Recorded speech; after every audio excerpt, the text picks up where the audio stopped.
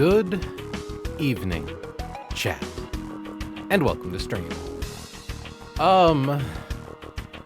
Seafloor Cavern is rough, man. Seafloor Cavern is really rough. And you know what's even more rough than the Seafloor Caverns? The shit they did to my face at the dentist on Monday. I do not know why. I do not know why. I got numb so hard. Also, hold on. I gotta turn on my little vortex of rock. Hold on. Wait.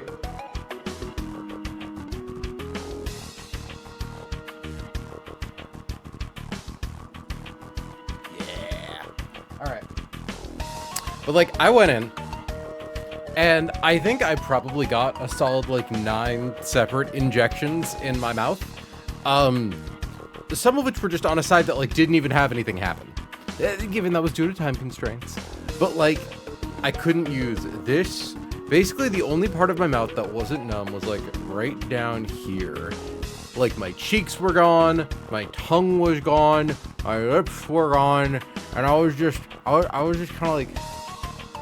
like, if I tried to smile, it was just like, it was very fun. It wasn't very fun.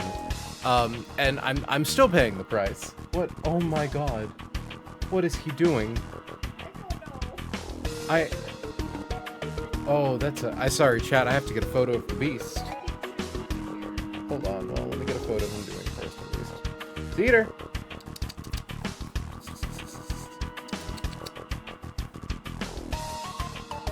I still got some good pics. Anyways, I got my shit fucked up. I was not able to properly feel my face until after I woke up the next morning. And I paid the price because I tried to eat food, and I chewed the shit out of my mouth in the process. So, ow. But, because I am a dedicated, a kind, a loving, generous streamer, I am still here nonetheless to provide you with some capital C content. I am very scared all of the time, but I think we have lines for every fight left in Seafloor Cavern. Gotta write them down. Gotta check them once, check them twice. Something, pudding and rice. But I think I know what we're doing.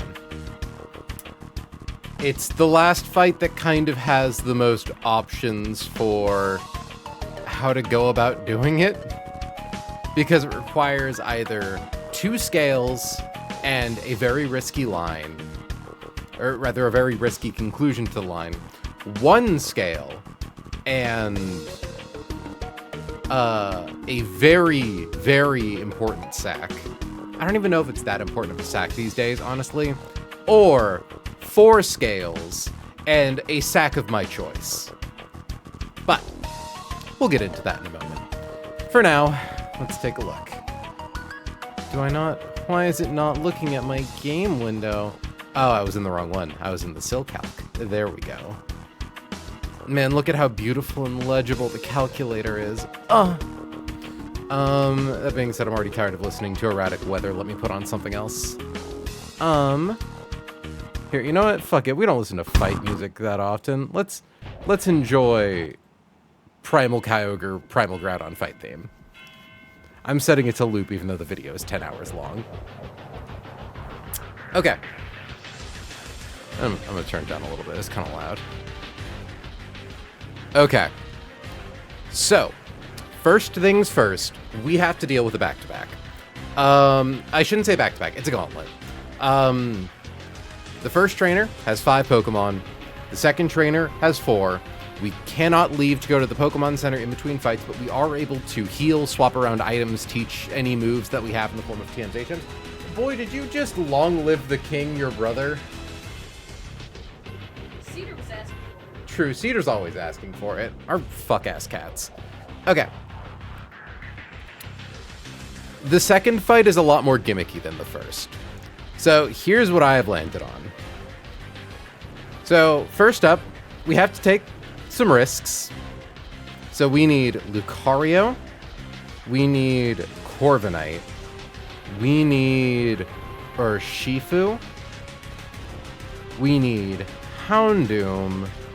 And we need Armaldo. And then as our backup in case something goes wrong, we need Sneasler. So, first up, Lucario versus Cloyster. Cloyster has Hydro Pump, Explosion, Shell Smash, and Toxic Spikes. Aurora Veil is up, and it's holding Bright Powder. Real son of a bitch. Now, the thing is, Roserade is faster than Cloyster and could one-hit KO it with Magical Leaf. Doesn't even require, like, a choice item. We could just do it with, like, Miracle Seed. And for as badly as I want to rip that, Roserade baits an Aerodactyl on what is functionally random move. Stone Edge or Dual Wing Beat, and we really don't want to have to deal with Stone Edge. We could deal with Stone Edge. Like, if we knew it was going for that, we could bring in Torterra, and Torterra takes Stone Edge really well and can synth up and, like, kill with, you know, Giga Drain or whatever. But we don't want to risk that. Because obviously if he goes for Dual Wing Beat, Torterra does. So, the nice thing about this Cloyster is that it can never explode turn 1 because it has Toxic Spikes. By having Toxic Spikes, the turn 1 usage priority for Toxic Spikes is like a minimum of +9. What I'm trying to figure out is because I know for a fact that essentially when AI has an attack or a hazards move, there is a 2.5% chance that it will click the attack instead of the hazard move. Now, you might note that Hydro Pump doesn't kill Lucario, but we have to pre-damage Lucario down to 164 HP. So that way, once Cloyster goes down, we bait in Aerodactyl, clicking Dual Wing Beat. Which means, if Lucario gets hit by a Hydro Pump, it kind of doesn't matter if we live and don't get crit. Because we're dead no matter what. Now, the nice thing, for what it's worth, there is an upside here, is that there is no line where Lucario dies and we suddenly lose the run.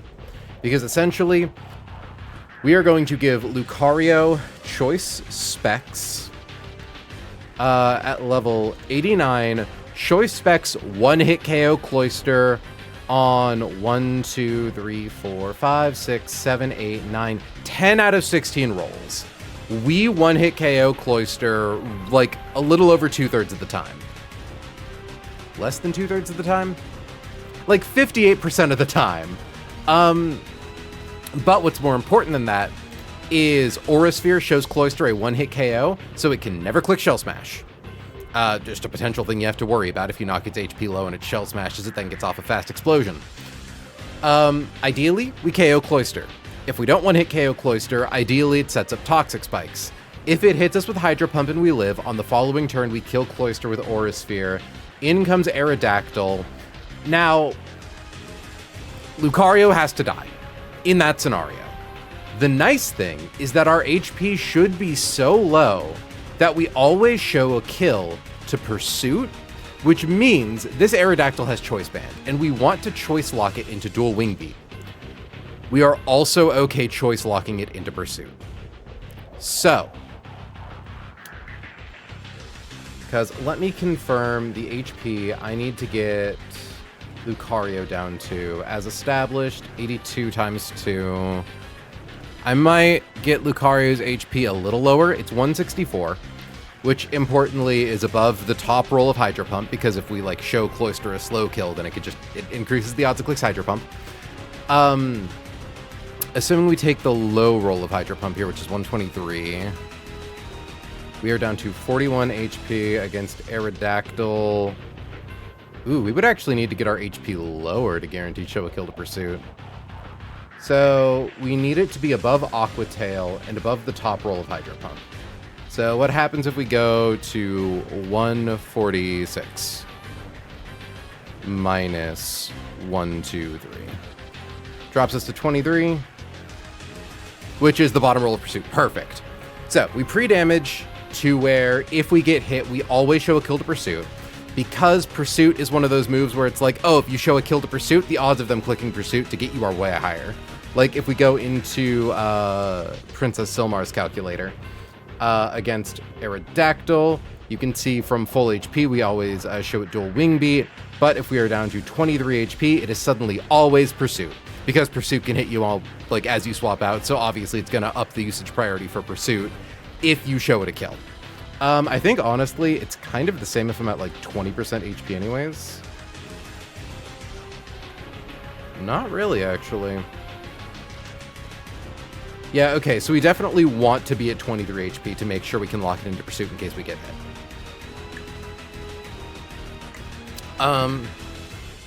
So we have a line for if Lucario successfully kills Cloyster, if Lucario gets hit by Hydro Pump, if we kill Cloyster, it gets locked into pursuit. Now, if Cloyster crit kills Lucario with Hydro Pump, the lowest roll of Aura Sphere does 196 damage to 210 HP. So 210 minus 196 leaves it with 14 HP left. If we give Sneasler the move Feint Attack, which is a perfectly accurate dark type attack, its lowest roll does 15 damage without a boosting item. The reason we want this is because if Lucario dies and we need to take out Cloyster, Feint Attack is able to guaranteed kill, like it can't miss. We outspeed Cloyster, we outspeed Malamar, but we don't outspeed Aerodactyl, and we only show it a kill with Dual Wing Beat. So Sneasler is able to bring us back into the line. Also has the silly little side effect of Sneasler hitting the field clears Toxic Spikes, but we actually don't need to worry about that.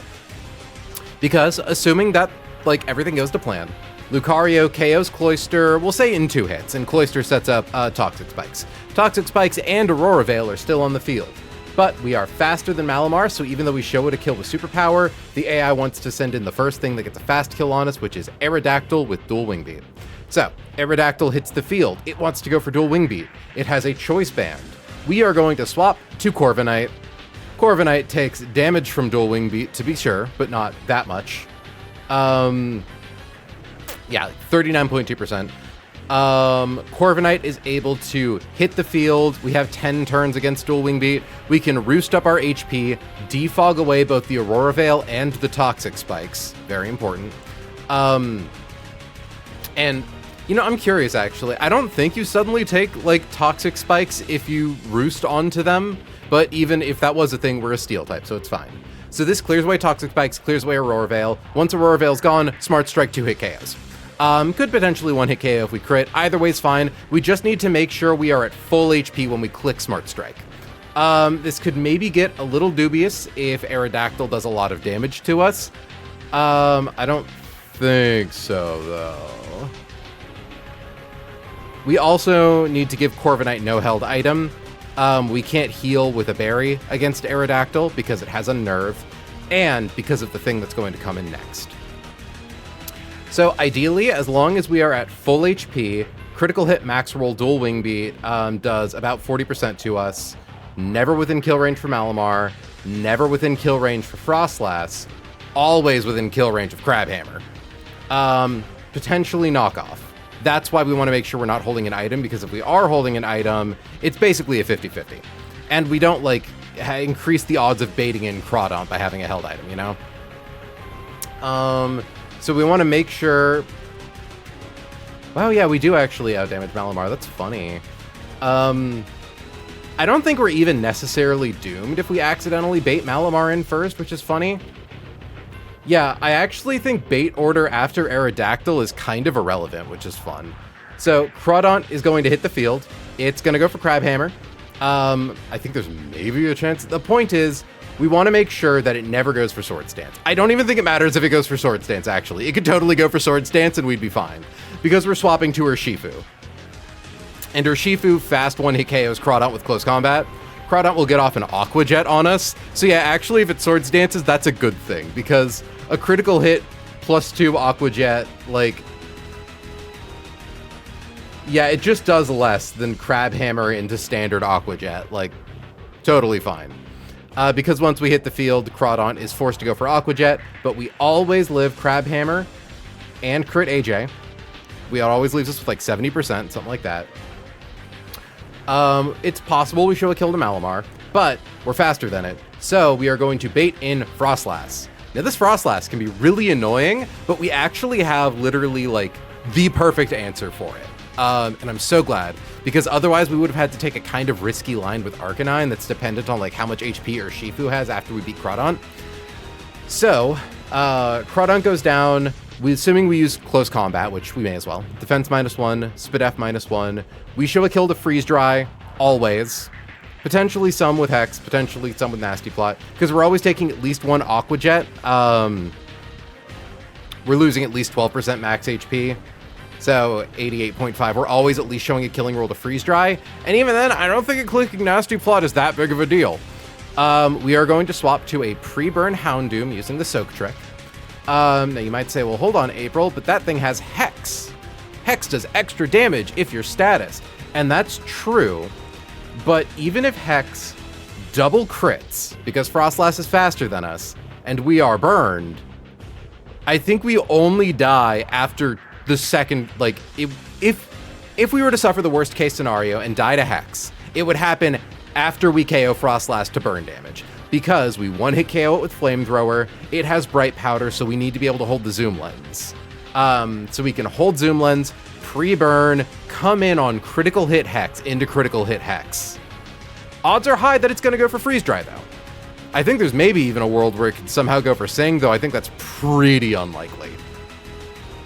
So, and assuming we were in a world where it gets off Nasty Plot on the switch-in, Hex just straight up doesn't kill us. Like, yeah, critical hit Hex is 86%. We take 12.5% from 2 turns of burn.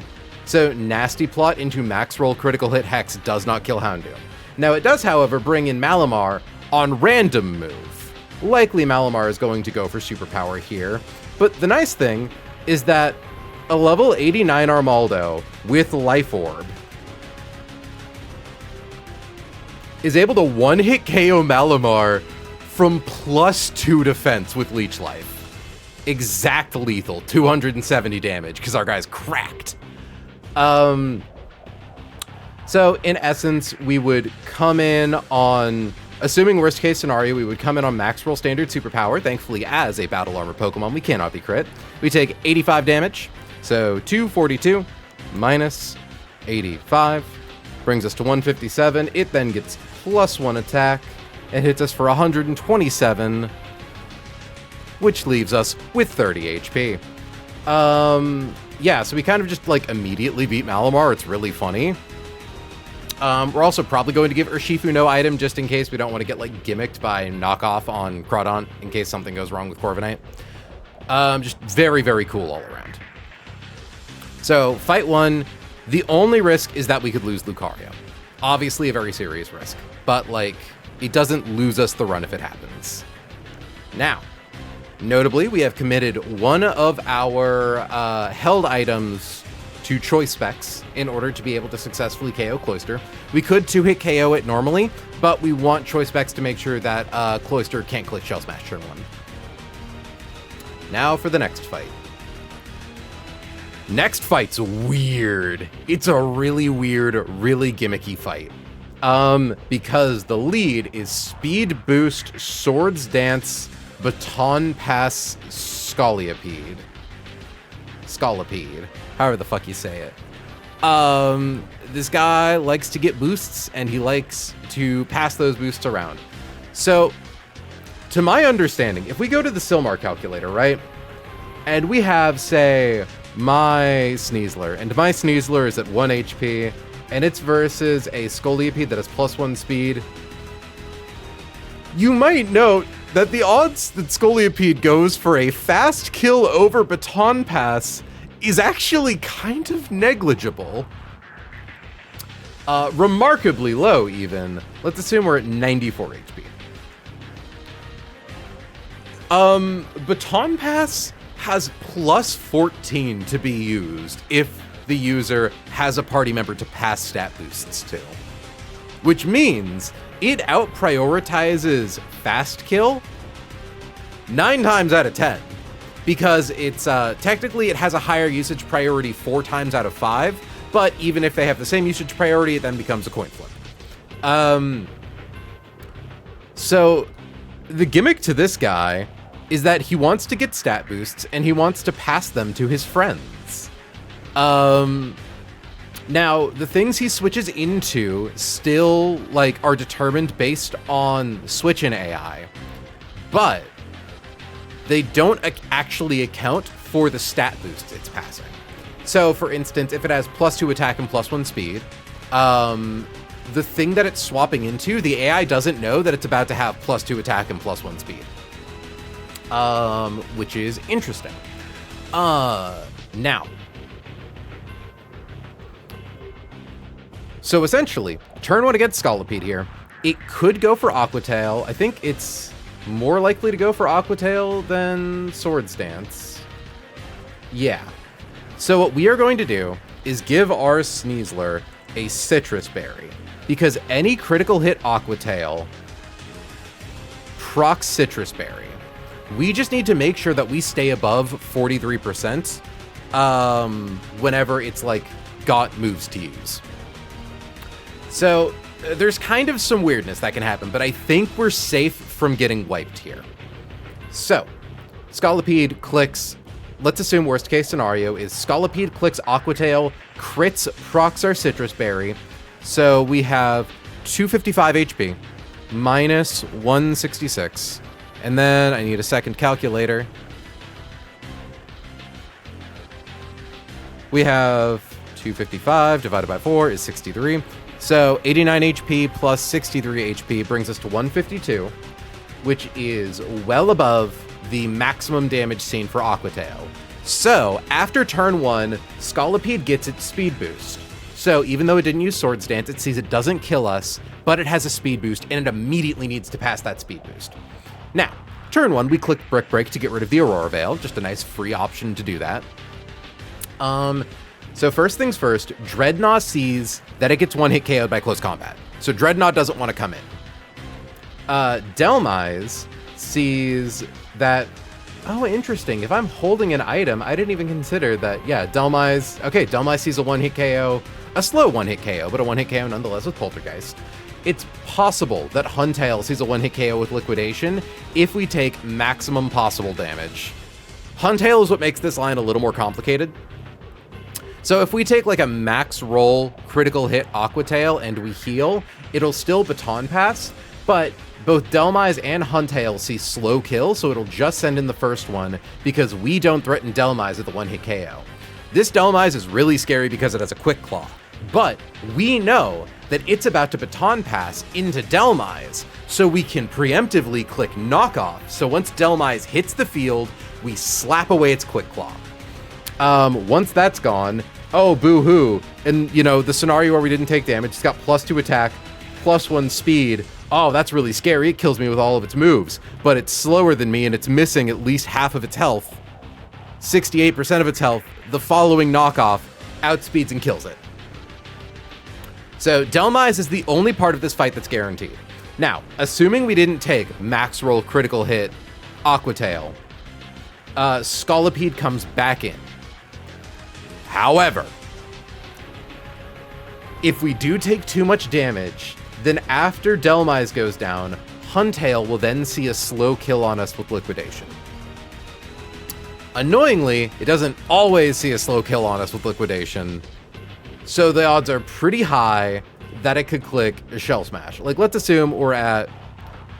So, assuming we took a max roll critical hit and we procced a Citrus Berry, we're at 152 HP. It's about a 50-50 for Liquidation or Shell Smash. It's got a White Herb, it can click it. White Herb doesn't fix the special defense drop, but that kind of doesn't matter. So, it wants to go for Liquidation. That's not good for us. Or it wants to go for Shell Smash, potentially. And that's not good for us, because +2 speed, +2 attack, +2 special attack. You might note, that's a lot of damage.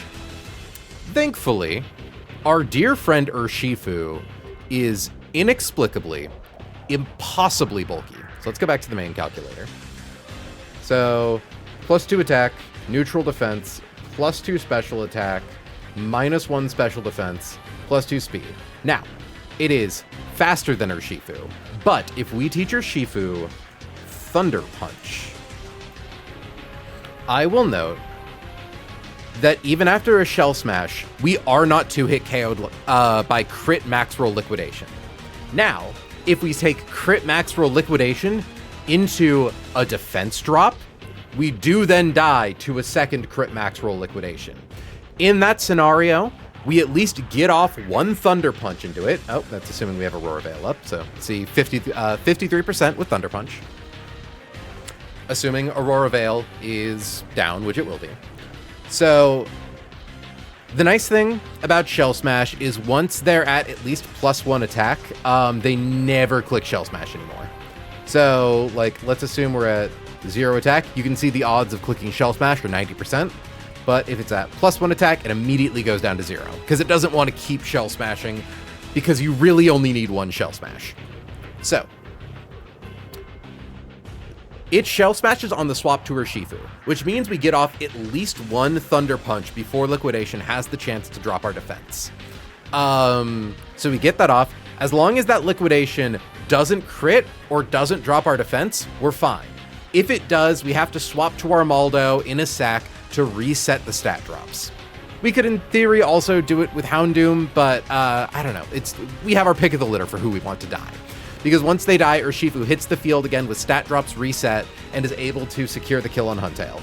Urshifu shows fast one-hit KO to Dreadnought with close combat, so Dreadnought ain't gonna hit the field, so it will be Scolipede again.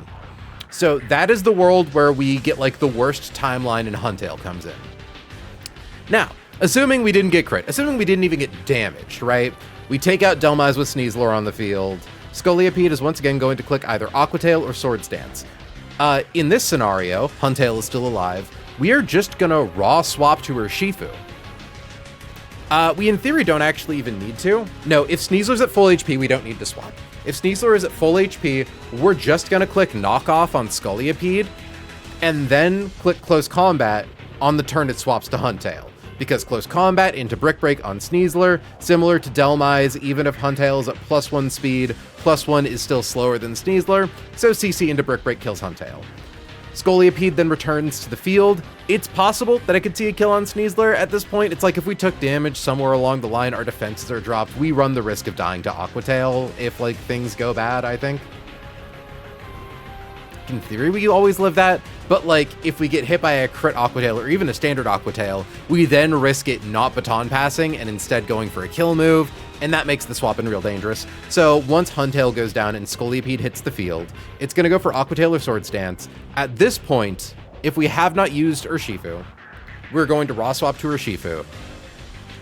While it gets its stat boost, Urshifu takes very little damage from all of Scolipede's moves. And once it gets that boost, it's going to see it has no kill, and there is no AI to disincentivize it from baton passing, even if the only thing it has left on the field dies to a close combat. So, Urshifu hits the field, it's faster than us, it has a stat boost, it wants to pass that along, so we are going to click Close Combat, Dreadnought enters the field and immediately dies. Now, originally, my plan was, Scolipede's kind of hard to deal with from there. I thought. It's not actually that hard to deal with. Because as it turns out, I can just swap to Corviknight.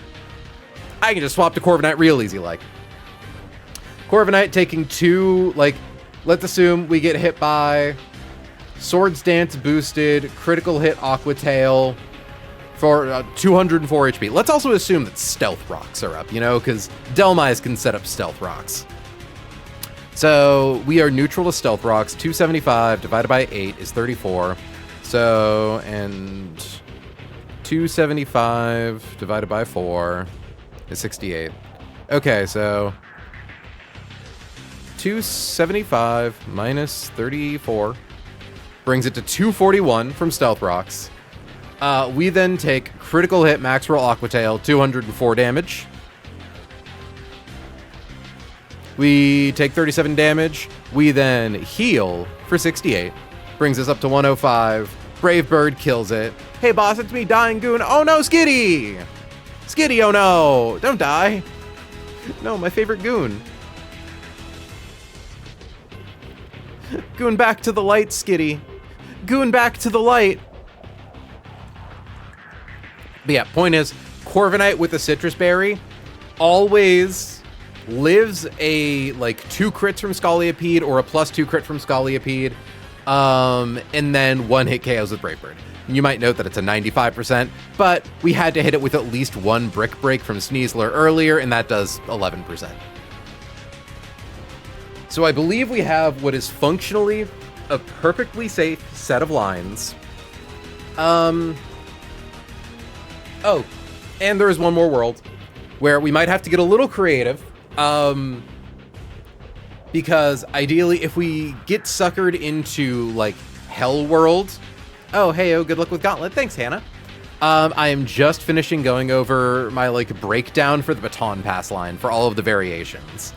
Now, for the variation where we get into Hellline, where Sneasler accidentally baits in Huntail and we have to go to Urshifu, when both Delmise and Huntail are down, Scolipede hits the field because Urshifu shows a fast kill to Dreadnought. In this world, assuming he's still alive, which he should be in most worlds, we raw swap to Lucario, who obviously lives both of these hits really well, and then never shows a kill afterwards, so it Baton passes into Dreadnought, who dies to Choice Specs boosted Aura Sphere.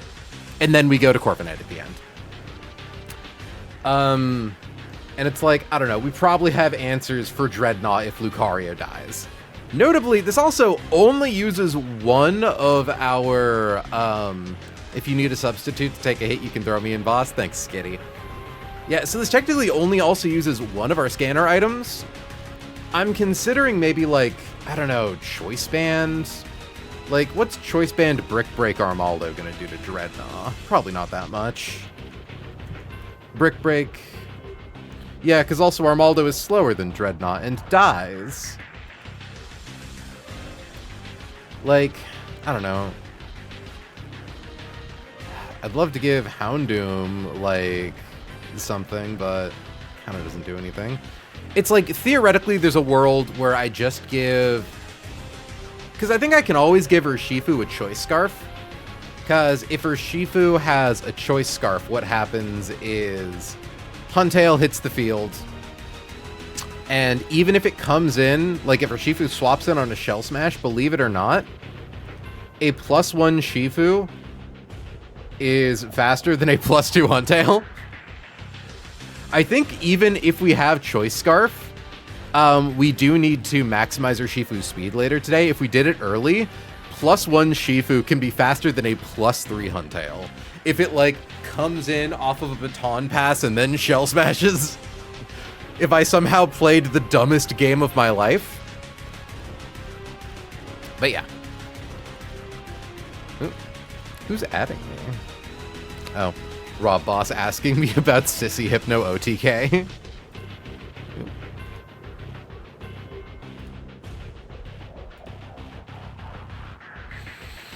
Oh shit, hey Rob Boss. Yeah, no, I don't know Yu-Gi-Oh! Well enough to explain the Sissy Hypno, OTK, but it's about, like, oh god. Yeah, no, I can't explain it properly. Watch MBT Yu-Gi-Oh! He's great.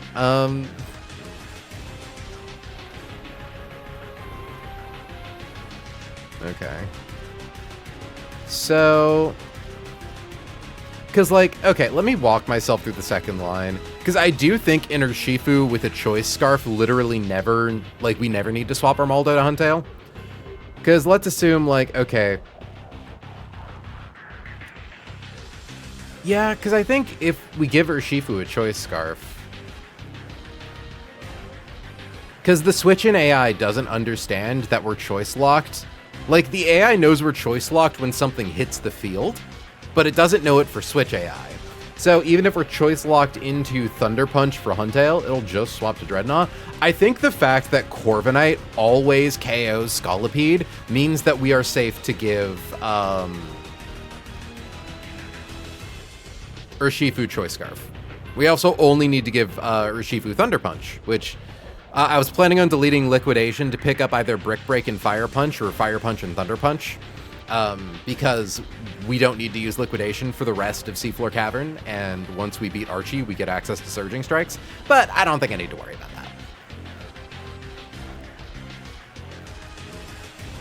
that. So yeah, let's, sorry, I just want to walk myself through all these lines, assuming Urshifu is Choice Locked into Thunder Punch. So... Sneasler beats Delmise, Scolipede hits the field, we swap to Urshifu, we know that Urshifu threatens... Hell, fuck, how much does... yeah, like, Thunder Punch kind of also still wrecks Dreadnought, which is really funny.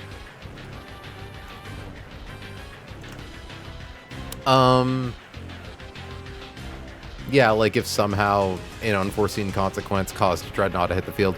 Thankfully, that'll never happen. Dreadnought literally cannot hit the field until, like, it's the only thing left to baton pass to, because all of the guys we're using for this fight threaten it with a fast kill, or threaten it with a one-hit KO. So if we get choice locked into Thunder Punch when Huntail comes in, we Thunder Punch Huntail, we're faster than it, we Thunder Punch Huntail. Which also means that if we're in the world where, okay, so it Shell Smashes, we swap to Urshifu. Yeah, we just hit it fast twice. Okay, so we get Choice Scarf as our second one. Okay.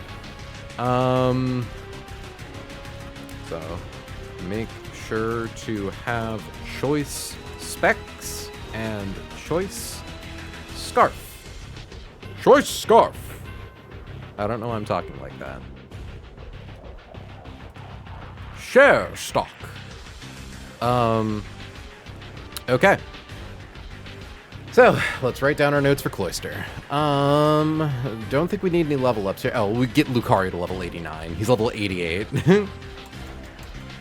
Level up. Level up Luca to 89. And level up Armaldo to 89. Level up Arma to 89. Then everyone else is already level 89.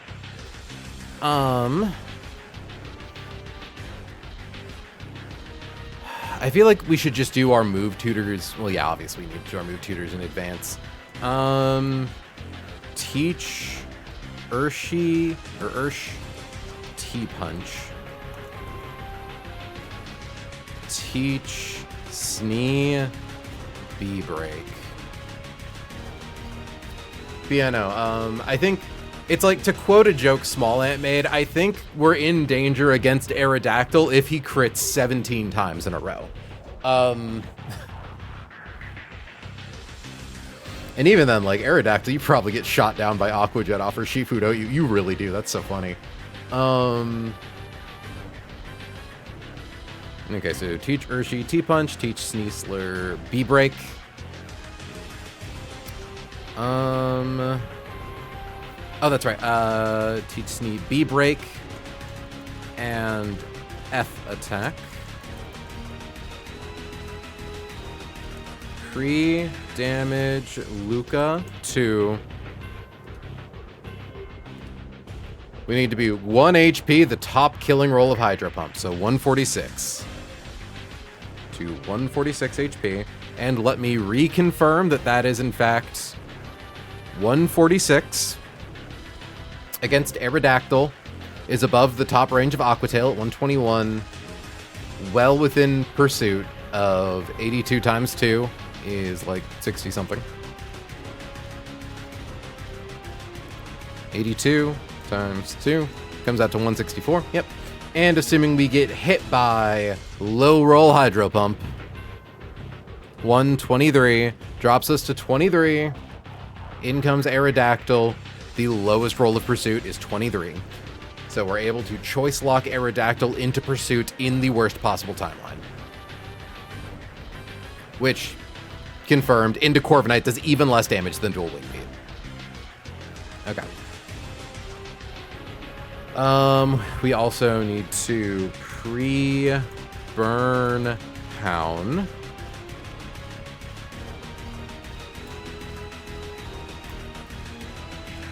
Equip Luca with choice specs.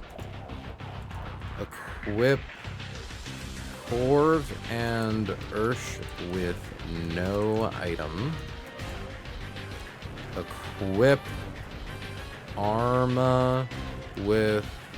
Wait, equip Hound, because Houndoom should be 5th here. Equip Hound with... Zoom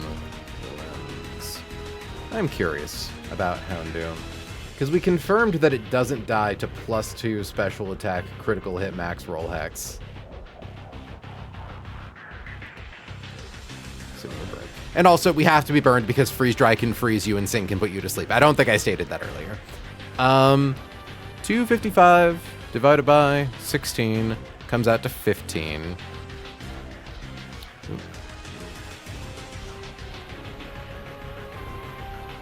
I am curious if Houndoom always lives in every timeline. Thankfully, the 2 Pokemon that have the highest chances to die in this fight aren't needed for the second fight necessarily. So 255 minus 15 on swap in, 15 on kill turn, and assuming 220, 225, yeah, we live that. Now let's assume it's no special attack boost. 211, okay, yeah, Houndoom literally always lives against Frostlass. That's awesome. Excellent work, Micah. Putting in fucking work with that 26 special attack. So equip Hound with Zoom Lens. And we kind of don't need to give Sneasler anything. Okay. Open with Luca.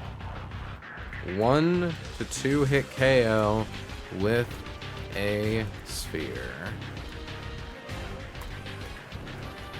Swap to Arrow. Swap to Corv. Use Roost. Use Defog. Roost. Or use Roost to full. Use S-Strike. Use Roost to full. KO with S-Strike. We have to Roost till full the first time as well, just because there's a chance we crit kill. Again, I don't think it's actually that big of a deal if we manage to KO Aerodactyl with like less HP than we expected to have. We just need to be like close to full. And make sure that like... I don't even think it really matters if Aerodactyl swaps out, is the funny thing. Like, I am going to count Dual Wing Beat PP. Just to make sure I know how many turns I have. And I think Pursuit has like 40 PP or like 20.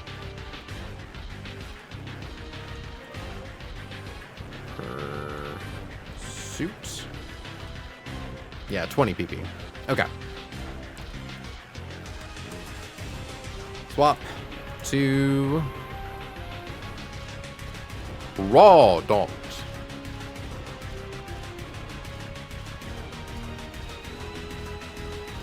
Swap to Crop. Swap to Ursh OHKO with Combat. Swap to Frost. Swap to Hound OHKO with Flamethrower. Swap to Mala. Swap to Arma OHKO with Life.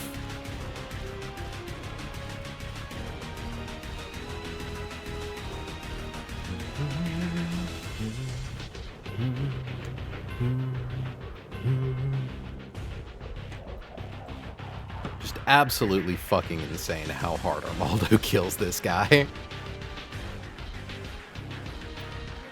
+2 defense, life orb. Just get fucked, simply.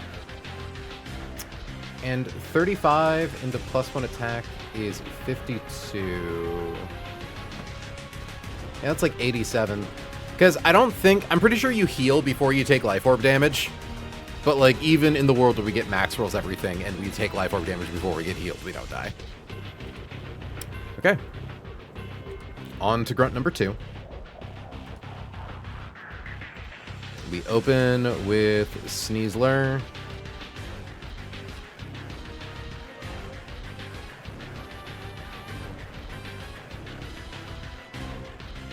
Yeah, so I guess it's just like, if we get into the line where, oops, Lucario died during the first fight, we just don't give Urshifu Choice Scarf. So that way we can do the line where Urshifu KOs Huntail and can potentially KO Dreadnought by not getting Choice Locked. Although, I suppose +1 speed Urshifu does still outspeed fast Dreadnought. I mean, we would have to get pretty unlucky to fail the 2-hit KO with Thunder Punch, but it's rather not. So, for this fight, heal everyone to full.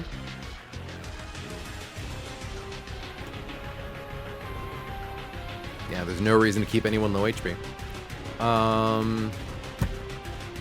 Could maybe teach Sneasler Brick Break, but I don't want to. So let's give it a natural gift for Feint Attack. Yeah, you know, Hannah, honestly, like, we've gotten a lot of value out of Sneasler having 2 flex slots. It's been really nice. I definitely don't feel like I deleted Fake Out just to get the whatchamacallit. What do you call the thing that I got from that guy? The leftovers for doing heist.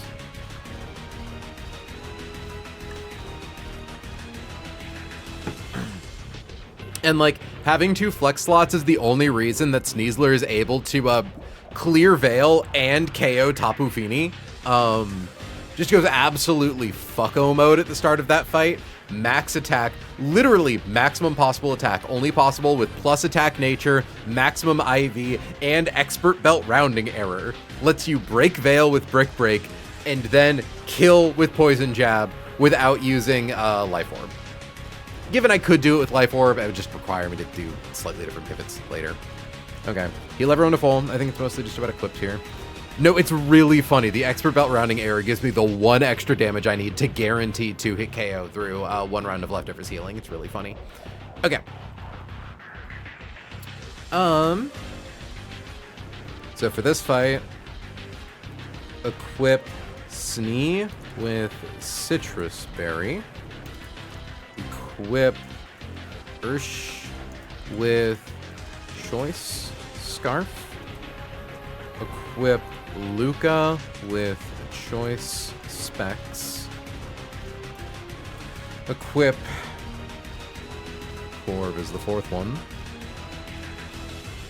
Corv with Citrus Berry. Equip Houndoom doesn't really do it, so I guess Houndoominite. Houndoominite. Because with Houndoominite, Houndoom lives all non-crit hits from Scolipede, so if something like kills it, it does have a chance to hit the field and try to get it with Flamethrower or even like Sucker Punch. And equip Arma with using the same scanner items between fights, right? Yep. I only need choice specs for the first fight, and I theoretically don't need any for the second fight. I'm using Choice Scarf on Urshifu because it accounts for the worst possible timeline. But I shouldn't need it.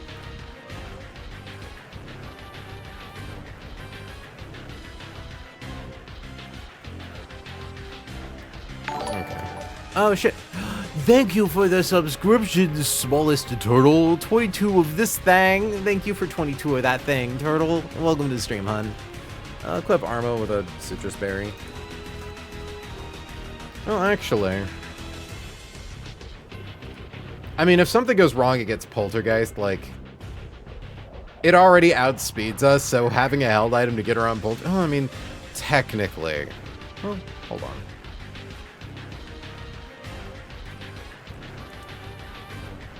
You can get hit by Poltergeist if you have a Mega Stone.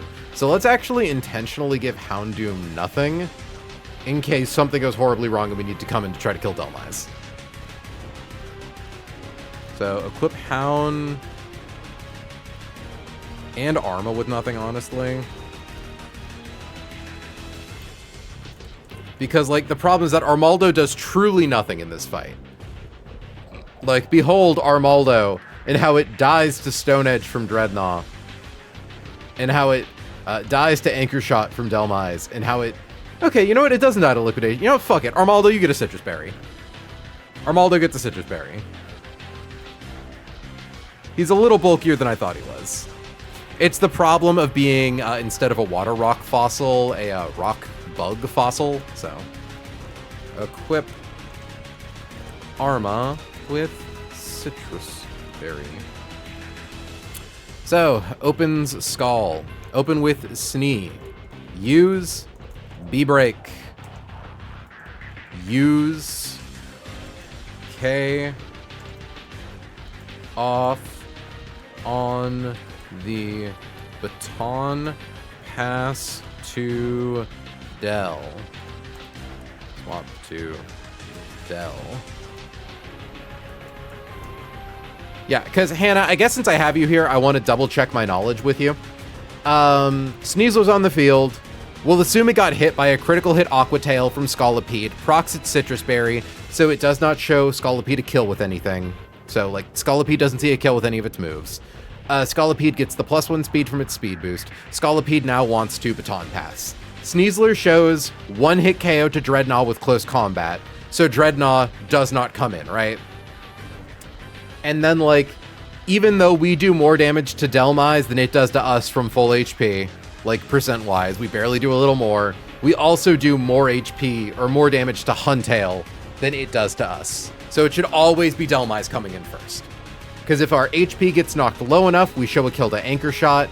If we still have our Citrus Berry, we show a kill to Poltergeist. Like,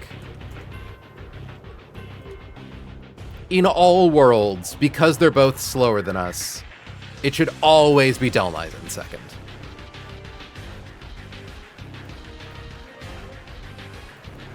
Truly, the only timeline where things are bad is if Dreadnought somehow comes in first. And thankfully, I don't think that's the case, specifically because we outdamage all of them, but because Dreadnought specifically also gets fast KO'd by us, it doesn't come in.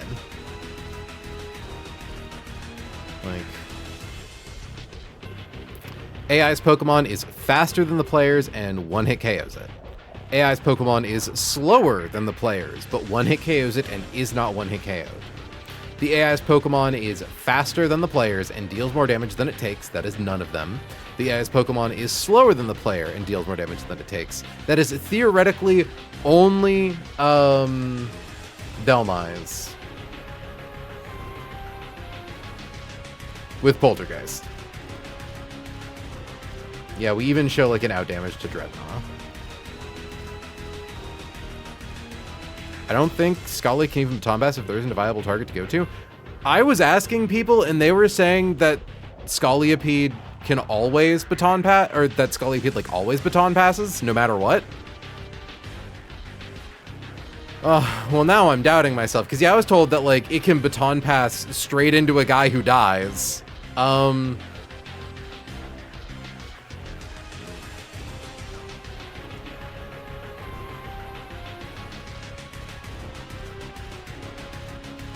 no, well now I'm doubting myself.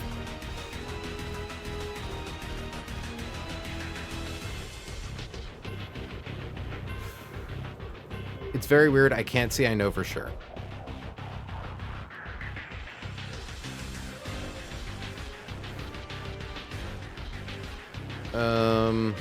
If other people said things concretely, believe them. Okay, I'm going to look up Baton Pass in Dexaden again.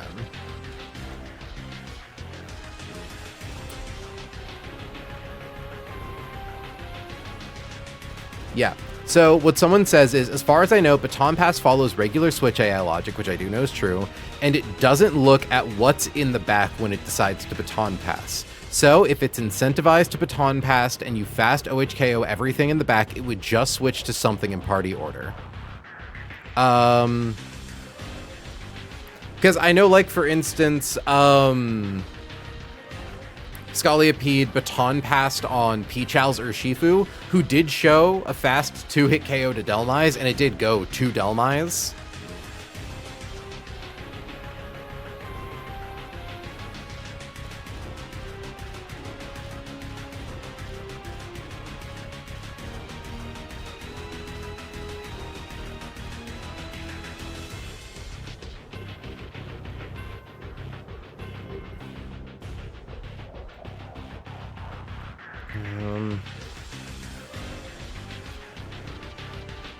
Gotcha, so it doesn't check beforehand. That doesn't line up with what the AI doc says, but I assume that's a problem with how that's written unclearly. Well, let me check the AI doc then. Hold on. Baton pass.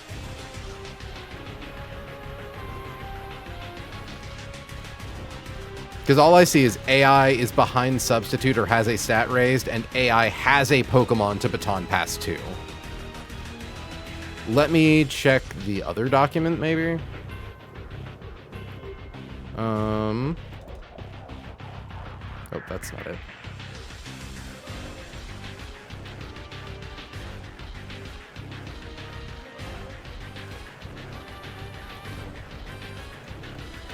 Or baton pass.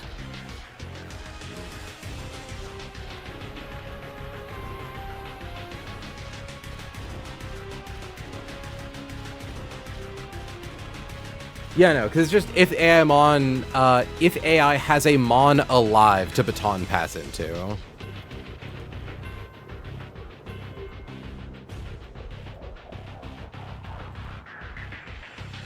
Yeah. Here's what happens. If I get gimmicked, I'm genuinely just resetting. Like, fuck it, right? Like, that's bullshit. I'm clausing. Because everything's written unclearly. Everyone has informed me that it works that way. And, like, it's not going to happen. It's literally not going to do that. It's, like, I don't need to worry. It's totally fine. The only thing that gets factored into Baton Pass is what they send in after they click the move.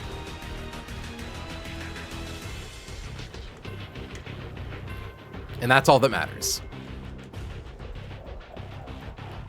The only way it doesn't click Baton Pass is if I show it a fast kill, and even then, that is a 10% chance it doesn't click Baton Pass. Or if it has nothing to send the move into, or the stat boosts into.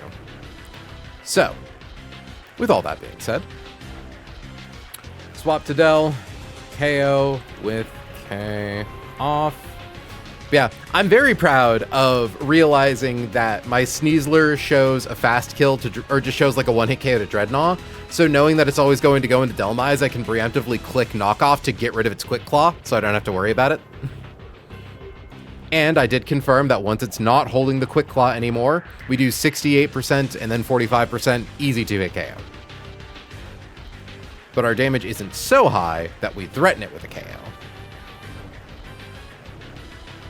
Very important factor.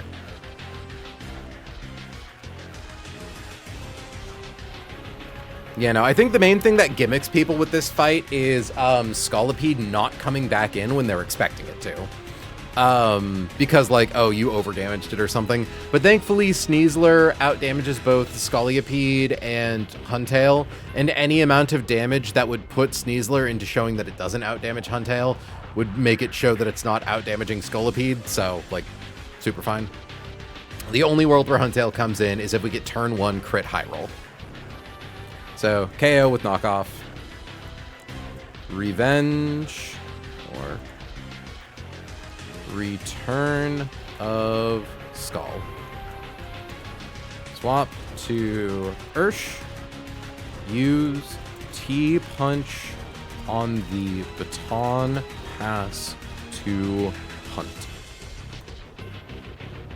Because an Urshifu with a Choice Scarf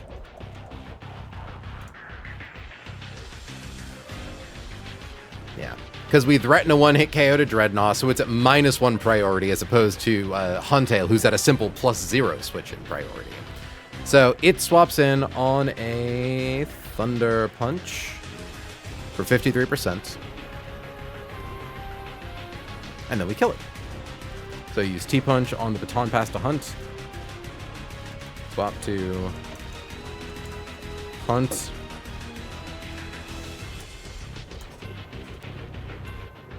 KO with T-Punch. Revenge of Return of Skull. Swap to Luca. OHKO. Dreadnought, or OHKO with A Sphere on the baton pass to Dread. Swap to Dread.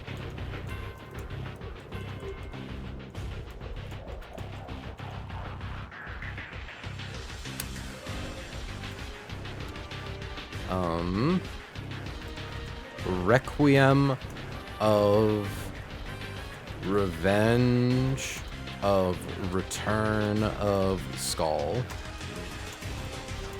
Swap to Corv. OHKO with a bird. Yeah, I don't even need to like fucking knock off him. Yeah, I think this basically accounts for all possible versions. Okay. Let's actually boot up the fucking ROM, why don't we? I have been thinking about these fights for so long, I am ready for them to be done with. Load ROM. Okay. Hope y'all don't mind the intensity of Primal Kyogre and Groudon theme for several dozen minutes. Over an hour, actually. Nearly an hour. Okay. So, gotta get our box of cool guys.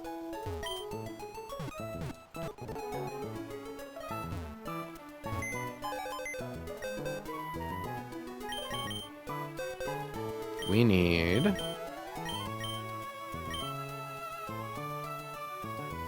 Your line looks solid. You've got this. Thanks, Izzy. Appreciate that.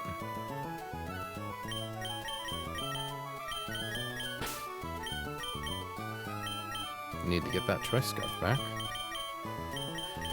Chat, right now, I need your prayers to keep Lucario alive against that Cloyster. Again, doesn't end the run if we lose him, but I'd be real fucking sad about it, you know? One of my best friends. Is Corv already in the party? Corv is not in the party. Having 2 boxes to manage.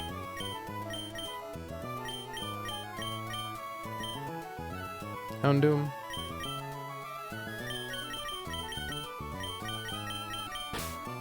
What do I pray to? Whatever you're so inclined.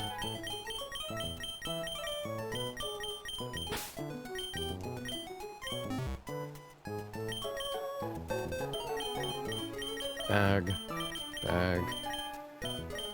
Big Pikachu. Big Pikachu, please!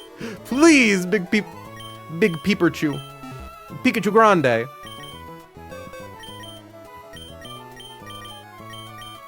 I'm sorry, can we please acknowledge this fucking baby? Literal toddler. Straight toddlin'. Pikachu Grande. Pikachu Grande.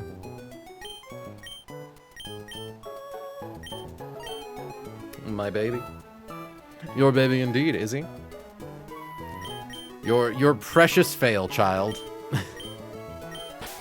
Okay, we have a Corviknight, so we do have a guy who can fly. And we already grabbed all the items. I'm confident, chat. Like, not in a hubris-y way, you know, knock on wood. But no, I feel like this is a good line. So, step 1. Let's level up these guys. Endless Candy. Big levels for Talon. Tucker's such a good name for an Armaldo. Look at my weird dog with his flat head. So, Hannah. I've been looking more at the Archie line. We essentially have 3 options for it with the way things are currently looking. Which is spend 2 scales and 1 sacrifice and just risk, you know, hope that Gyarados can do the thing. Hope that Gyarados can clutch it up and kill Swampert. Or we can spend 1 scale, sack 2 Pokemon, one of which is Eldegoss, which lets us safely KO. Or we spend 4 scales to maximize Sceptile's special attack and change its nature. It'd be 5 scales because we still need to teach Leaf Storm, actually. But we can sack any Pokemon we want other than Eldegoss. Because Choice Scarf, Sceptile, max special attack is capable of Torrent, or the grass version of Torrent, Overgrow, killing Kyogre with Leaf Storm.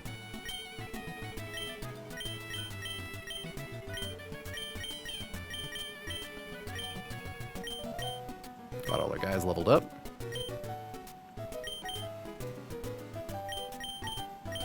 Sly, do you have Brick Break? You do have Brick Break. And get rid of Natural Gift for Faint Attack.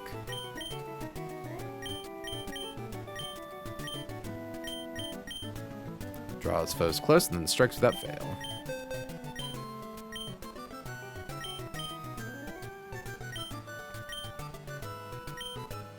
It's 5 scales. It's just not feasible at all to invest unless you've already calced your E4, basically.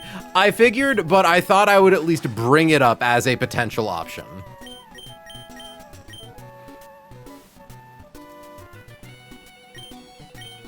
Because it's impossible to safely get something in against that Swampert. And I need choice specs in order to kill Kyogre, but if I use Eldegoss for sack, Cotton Down lowers Swampert's speed to then get Sceptile in for fast 1-hit KO with pretty much anything. No matter what, we have to scale for Leaf Storm on Sceptile. Yeah, just attack over Natural Gift.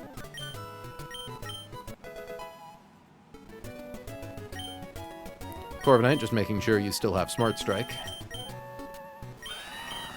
Roost to Fog, Smart Strike, Brave Bird. Nice.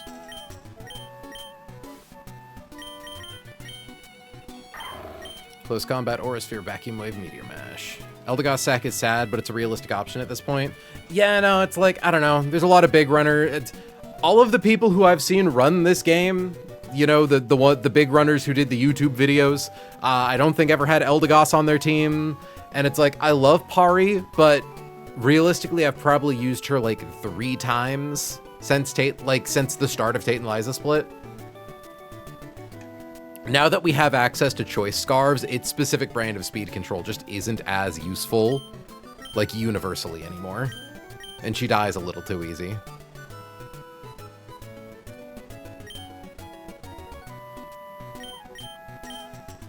Okay, so Willow, fly us to Slateport.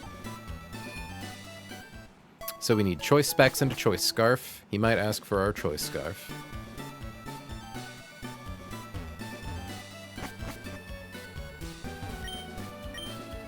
Choice band of yours. I would love to trade it in for some specs.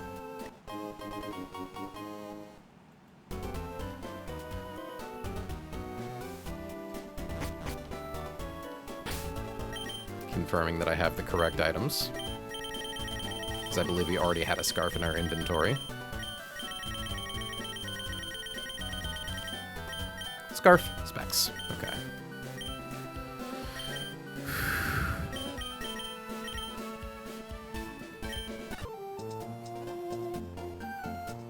Now we just need Thunder Punch on our bear.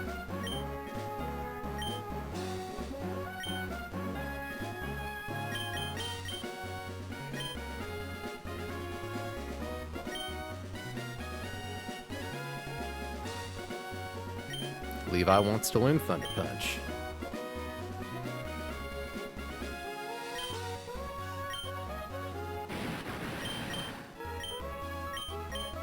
Farewell, Ironhead. You were a cool move, but unfortunately, we just need other coverage.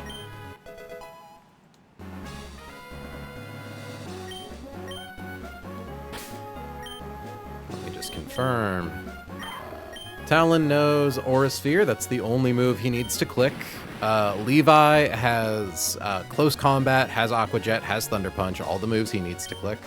He actually only needs Close Combat and Thunder Punch. Sneasler has Brick Break, has Faint Attack, has Knockoff. Willow has Roost, has Defog, has Smart Strike, has Brave Bird. We're actually going to use every piece of Willow's kit. Micah has Flamethrower and Sucker Punch in case something goes horribly wrong with Scolipede. And then Tucker's got Rapid Spin, Leech Life, Rock Blast, Stone Edge. Rock Bug. I'm gonna let the bug move be up there first.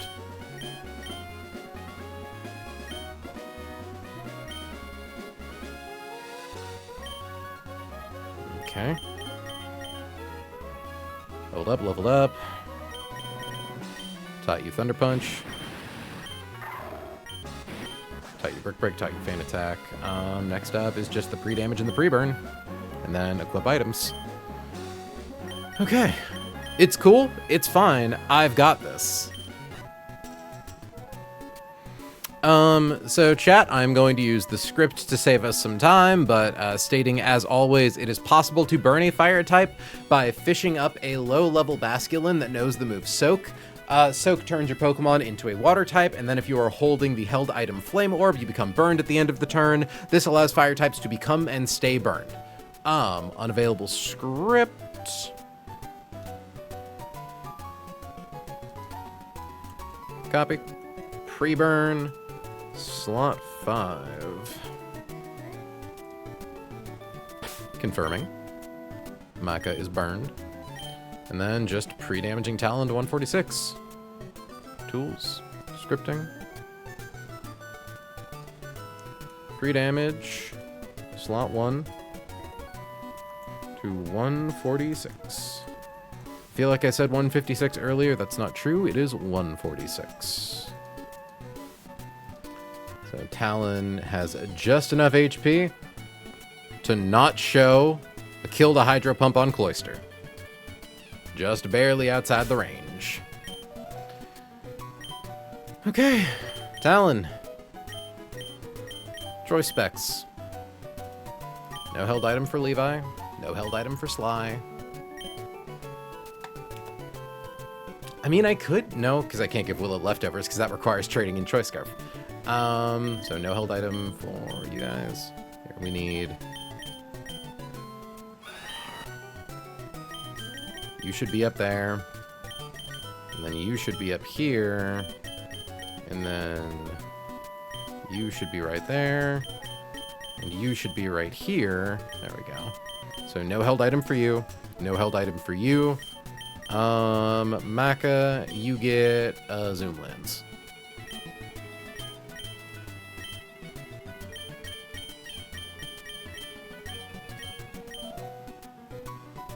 Tucker, you get the Life Orb.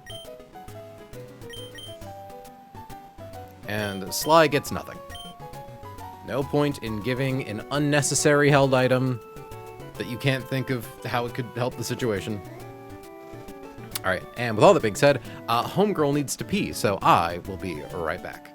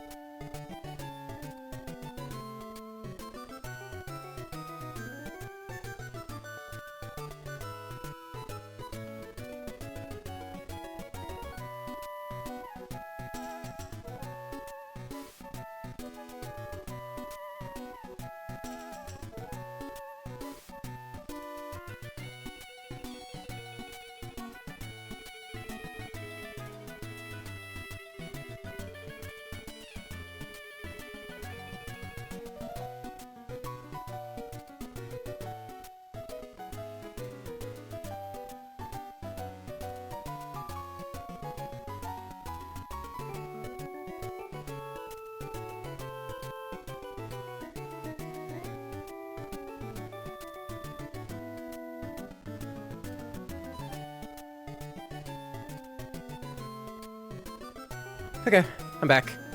Oop, there's the right button. Okay. I'm currently holding choice specs. We have a choice scarf in the back. Let's fuck some shit up. 146, burned. Repellent is deactivated, repellent is activated.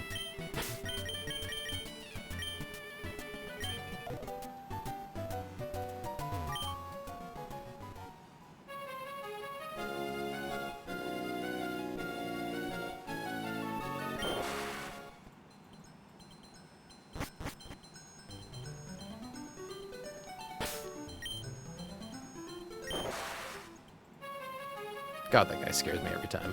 I already fought him, so literally I have nothing to worry about, but he still scares me.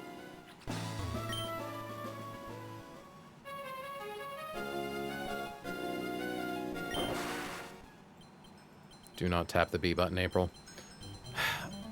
I think I'm probably also going to, like, clear out some of the optionals in the overworld and clean up scales, like, before we go fight Archie. Hannah, does erratic weather start before or after Cave of Origin? Like, am I able to clean up before erratic weather starts, after I beat Archie?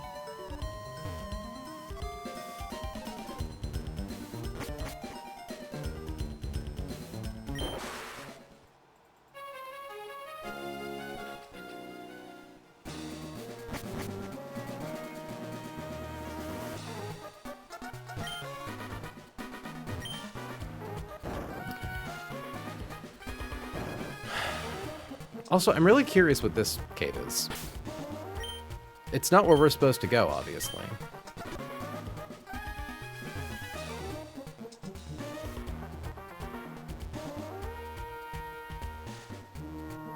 Wrist, default, smart strike, wrist, post combat.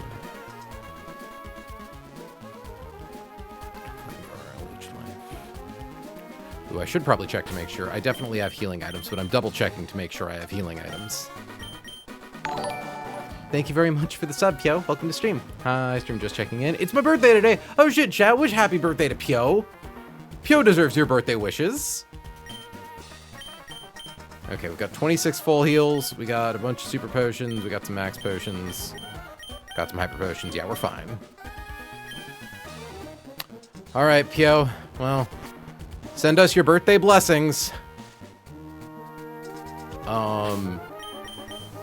This room scares me. I don't know where I'm going. Do I have to do fucking strength puzzles? I'm assuming this is the way forward. But like, what's down here?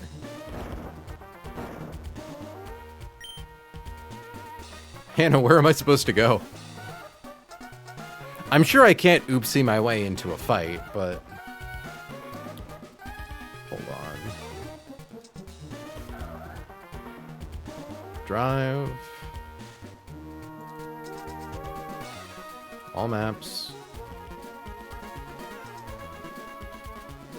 I don't remember because it doesn't matter. There's no punish for being wrong. Okay. There's no punish for being wrong. If something happens to me, I get to reset.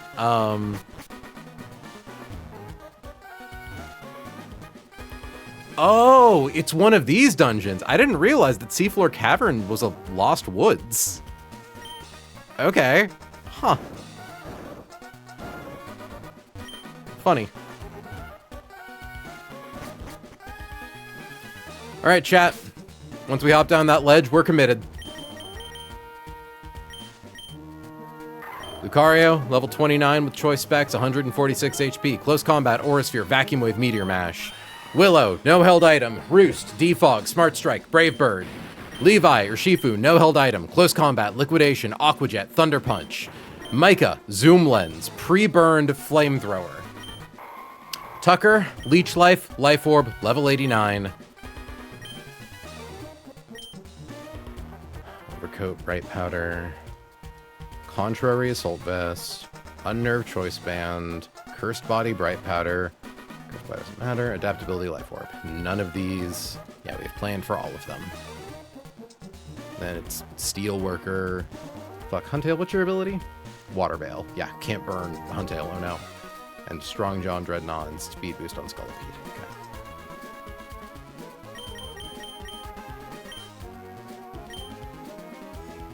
Alright. We're great at this.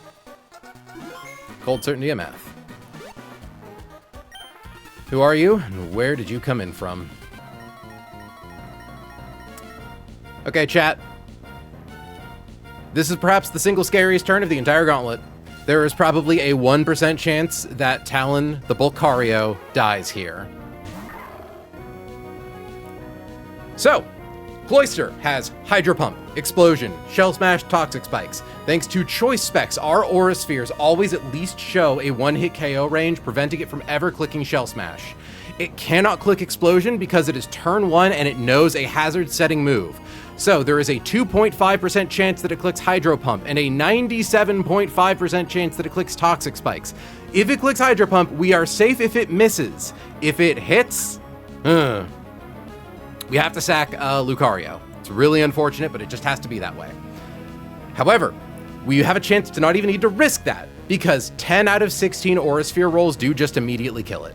So, we want to see this kill.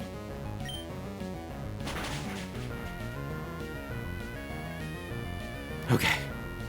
Toxic Spikes is fine. Oh, all right. Aura Sphere secures KO. Scary turn done. Next in is going to be Aerodactyl. It's the first thing that sees a fast kill on us, and it only sees kill with dual Wing Beat. It has Unnerve. We have not given berries to any of the Pokemon that will be out against it. It knows Stone Edge, Dual Wing Beat, Aqua Tail, and Pursuit. It has a choice band, so it is locked into whatever move it picks. It is going to go for Dual Wing Beat. Willow does not take a lot of damage from Dual Wing Beat.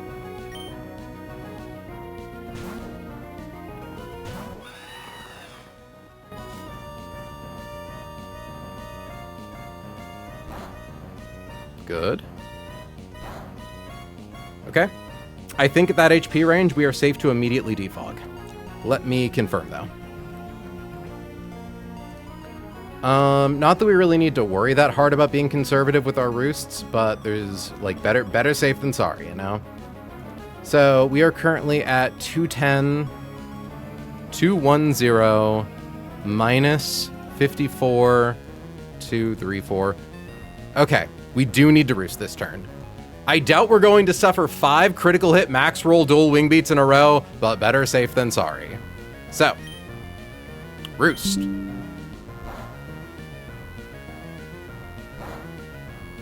One critical hit. It brings us to exactly half, so it makes me feel good about it. Okay. We are going to click Defog. This is going to get rid of both the Toxic Spikes and the Aurora Veil.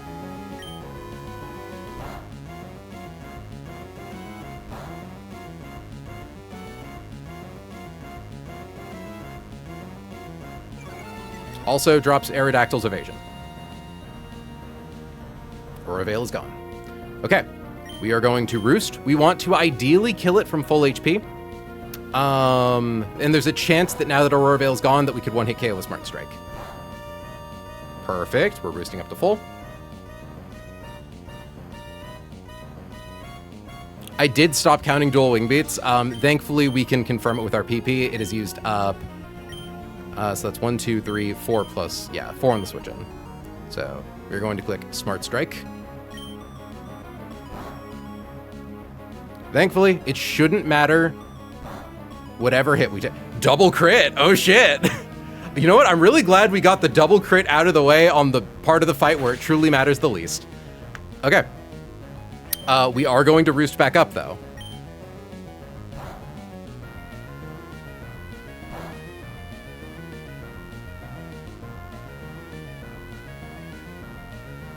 Like, I can't deny, this guy's crit 3 times. That's, like, statistically very unlikely.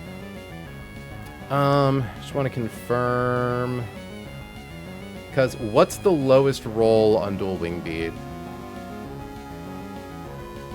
So I'm currently at 249. So 249 minus the 2 lowest rolls is 30 plus 30 is 60. Brings us down to 189, well within crab hammering range. Well above superpowering range. And if we're above superpowering range, we're above freeze drying range. Now let's assume we get hit by double critical hit dual leads. So we are 249 minus 54. Minus 54 is 141. Yeah, it's within knockoff range, within crab hammer range.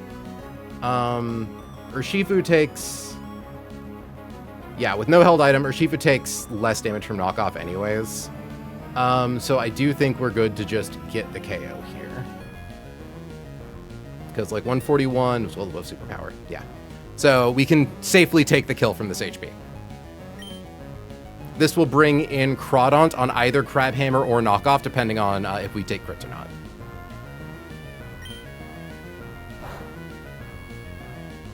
Honestly, we probably want to be at max HP because of Crawdaunt's Swords Dances. That's kind of good for us. Okay. I believe we are bringing in Crawdaunt for exactly Crab Hammer.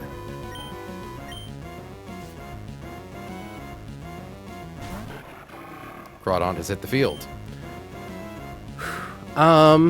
Yep. Highest roll of Knockoff is 151. The lowest roll of Crab Hammer is 195, which means it's never going for Swords Dance. Willow is going to swap to a Levi. Levi always lives critical hit max roll Crab Hammer into critical hit max roll Aqua Jet.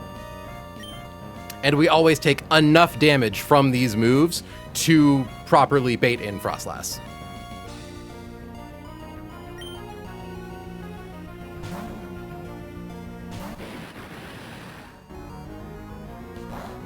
He hammered my crab. Okay, he's gonna click Aqua Jet because we fast kill him with close combat. Youch! That's another crit. Okay. I think both Malamar and Frostlass see kill, but Frostlass sees a fast kill, so it's gonna come in next. Though honestly, I don't think it matters. Out of curiosity, because our special defense is at -1, does Frostlass see a kill with Hex? It does actually see some kill rolls with Hex, about half of them. So 3 out of 4 chance for Freeze Dry, 1 out of 4 chance for Hex. It doesn't matter. We are going to swap Levi into Micah. Micah always lives double critical hit max roll Hexes. And 2 turns of burn damage. Freeze Dry. Nice. Okay. She's going to go for Hex. We are slower than her. We have the Zoom Lens that makes Flamethrower ignore her Bright Powder and KOs.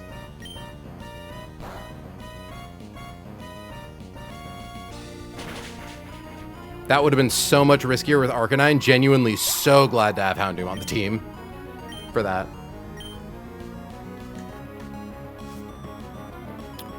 In comes Malamar, it's clicking Superpower. Thankfully, we could not give less of a fuck what Malamar does, because this part of the fight is completely deterministic. Tucker can't be crit. Tucker KOs a +2 defense Malamar in a single shot with Leech Life. Oh no, not damage. Not attack rise. Not defense rise. Tucker? Give him the suck.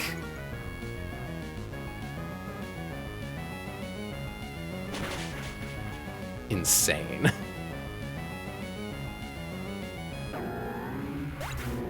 All right, grunt one down.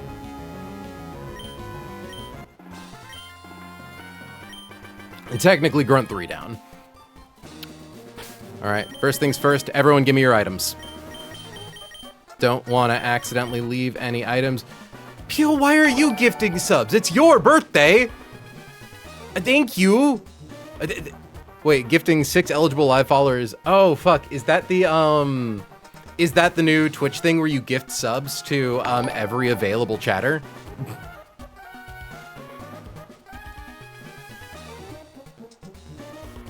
I mean, don't get me wrong. Thank you. Oh, Jesus, thank you for the gift subs, Partizay. Okay, cool. I'm very grateful. Again, birthday subs, but it's like, it's your birthday. I should be the one gifting you subs. But also, thank you for the subs. Y'all fucking, yeah, oh, thank you, Pio. Birthday bash. Look, if anyone else wants to also give subs to celebrate Pio's birthday, look, if anyone else wants to give me money for Pio's birthday. Oh, hey, gave a honey garlic fish bun sub. Thank you all so much. Oh shit, hey Noon, welcome to stream, hun. You came just in time for the fucking slot machine fight. Okay. So take zoom lens, take life orb. So this fight gets a lot simpler. So first let's heal everyone up to max. Super potion. We dodged the scariest part of the first fight, which is probably the scariest part of all of the fights. I'm pretty sure, assuming my mechanics knowledge is correct, we always beat this next one. I need April/mint mod to get more cute Pokemon merch. Thank you, Pio. Thank you, Pio. Did you see the pin my wife bought me? It's very cute. He's got my favorite guy. He's got the Bink. He's got my man Bink. Carbohydrate Bink. Okay. God, it's still just jingling. Okay. Heal up Micah. Heal up Tucker. We definitely don't need to Lepaberry Roost, but I'm gonna Lepaberry Roost anyways. Just to be safe. Lepaberry, use, Willow, Roost. You never know. If something goes horribly wrong, we have 120 of these guys. I think we could afford to spare one or two. We also can cure Micah's burn. I don't think any of the Pokemon in the next fight are capable of inflicting status. Okay, technically Huntail can use Ice Fang, but if Micah's on the field against Huntail, we've done something wrong. Okay. We're so chill. We are so fine. So, where are our burn heals? I don't have any. Full heal it is.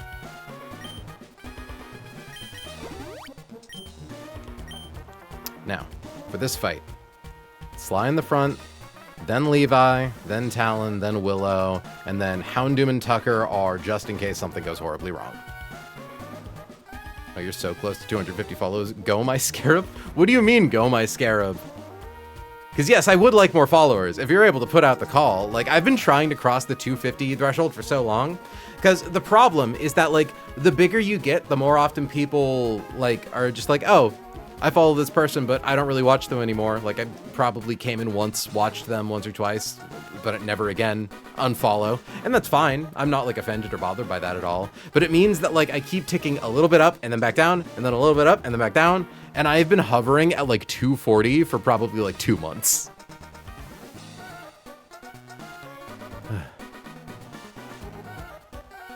Okay. So. Let's organize the party in party order.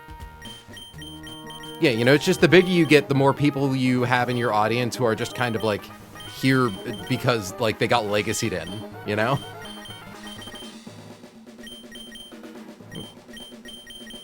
Swap Willow and Talon. All right, give Sly the citrus berry.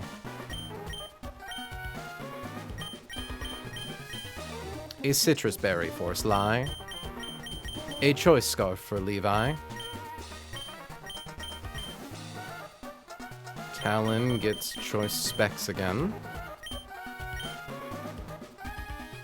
Willow also gets a citrus berry.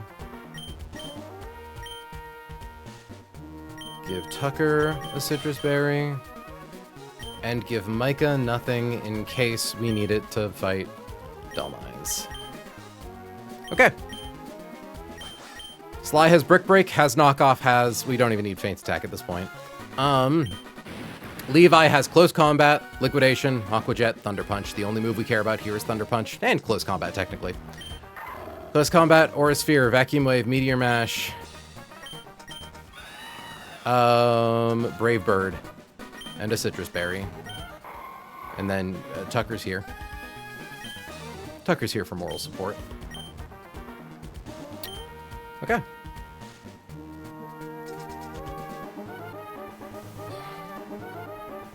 Confirm with my notes.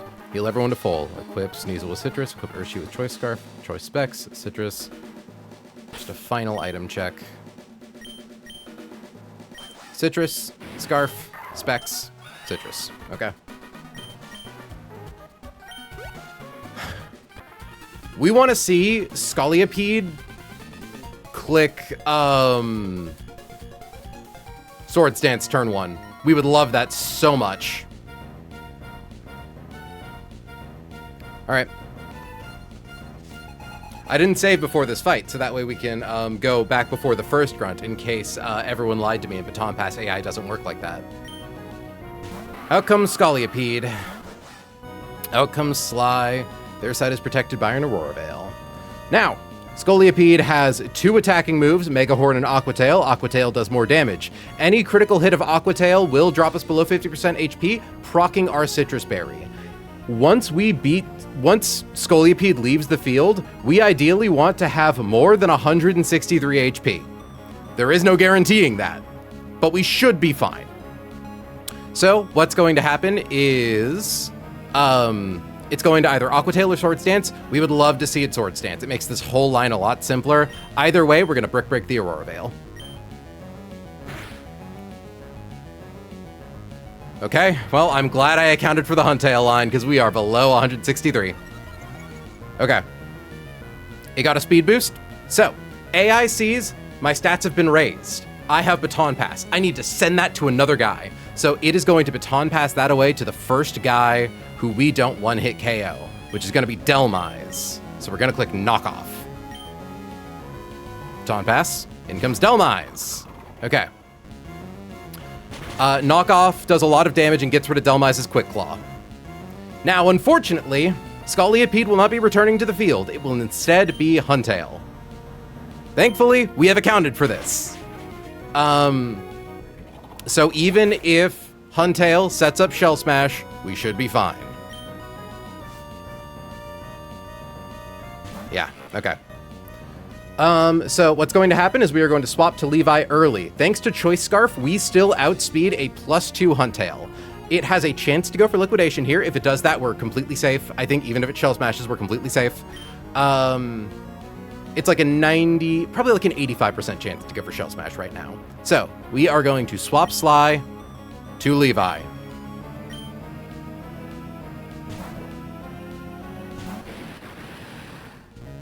Shell Smash. Drops its defense, which procs its White Herb. It still loses its special defense, though. +2 attack. +2 special attack. +2 speed. We are still faster than it, and because Aurora Veil is gone, we 2-hit KO with Thunder Punch, so we should be fine here.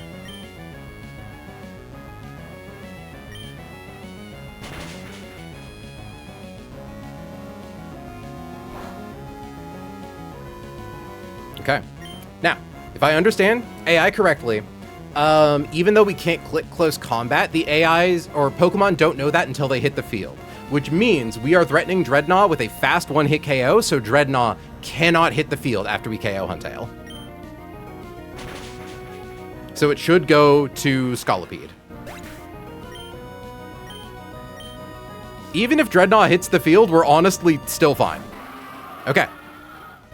Scolipede has hit the field, which means we're playing our fun little game again. It's going to go for, this time, I believe, either Mega Horn or Swords Dance. We are going to swap Levi to Talon, who takes at most 15% from Mega Horn.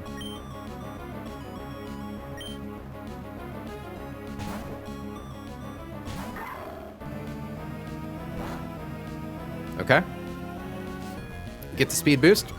So, Scolipede wants to do the thing where it should try to send those stat boosts to the only remaining Pokemon. Good. Okay, Baton Pass does work like that.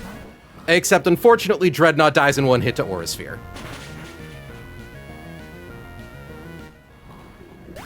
Bringing Scolipede back in.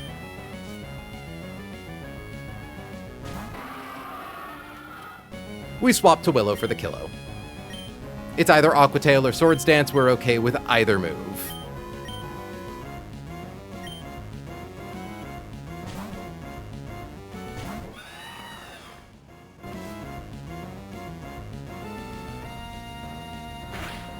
Nice. Critical hit Aqua Tail into all of the recoil we're about to take from Brave Bird is not an issue. We're gonna click Brave Bird.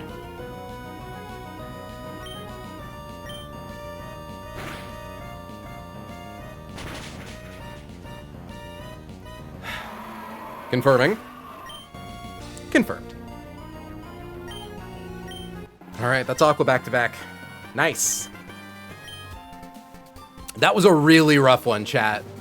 It's really hard to find a path that works through all of the variants of that second fight. Really, really proud of that one. Okay. I am going to, am I able to use, I don't think I'm able to use an escape rope until I leave this room. So I'm gonna save the game, but I think I'm fine to use escape rope as soon as I leave, but I kind of also don't want to. I would like to get, oh wait, this probably leads us back to the front. And if it doesn't, I'm reloading the game. Oh yeah, well. Okay, now believe it or not, chat, I also have the next line calced. We do the thing where we get really far ahead to make sure we don't oopsie pop up into a optional.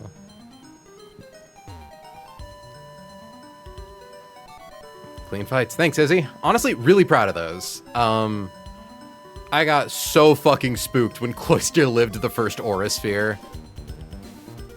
Because also losing Talon makes the second line shakier too.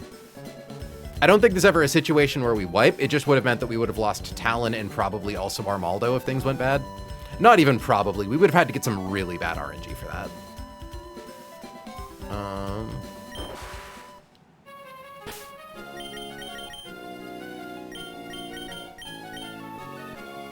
Yeah, really glad also, because if we were wrong and Scolipede didn't baton pass into Dreadnought, we actually kind of would have been in a bit of a situation, because now we're stuck clicking Aura Sphere into a thing that takes no damage from it.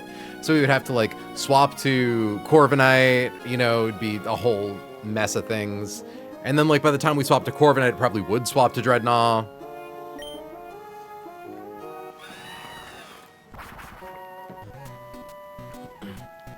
Yeah, no, we got through like the worst version of that fight. Citrus berry. And we didn't even need any of the berries, right? Because we didn't eat the citrus because of, does Brave Bird have the same bug as Flare Blitz?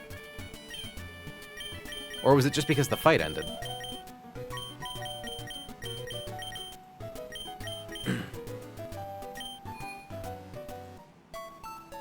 Okay. So I hear you guys like Sneasler. Sneasler is going to get 3 kills in the next fight. At the low, low price of Sharpedo's life, or Rapidash's life. I really tried to find a way through this fight that didn't require sacking a Pokemon, but it's just too inconsistent without it. The first 3 Pokemon that we have to deal with are RNG bananas, like Bonanzas. So... did I take off everyone's items already? I probably already did that. Yeah. Drop a save. Oh, but yeah, Hannah, I asked earlier and I don't think you answered. Does erratic weather start before or after Cave of Origin? Chat, there's something very special about this fight to me. There's something very kind of magical about it, because this is the final fight in the game that has cheat items. Once we're done with this fight, if I'm correct, no more Bright Powder, no more Quick Claw, no more King's Rock. Well, there might be King's Rock guys, but those are like skill link guys. No more Bright Powder, No more Quick Claw, no more Focus Band, are the big three. We just get to deal with honest teams. So, this fight is very precarious. Who messaged me? 1 second.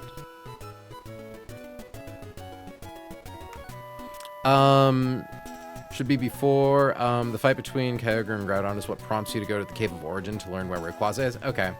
I'm just thinking about, like, wanting to clean up optionals before erratic weather starts, but, like, it's not that big a deal. I don't know.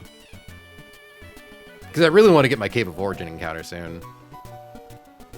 Just because there's a lot of mid shit down there, but there's a lot of cool shit. But also, we just got Primarina, so I will not be sad if we get mid shit. Like, sure, I'd love Grimmsnarl. I'd love Mawile. I'd love Ursaluna. But, like, I can take a Weirdeer. If I get Sableye, that's a dupe for Driftveil Dreepy.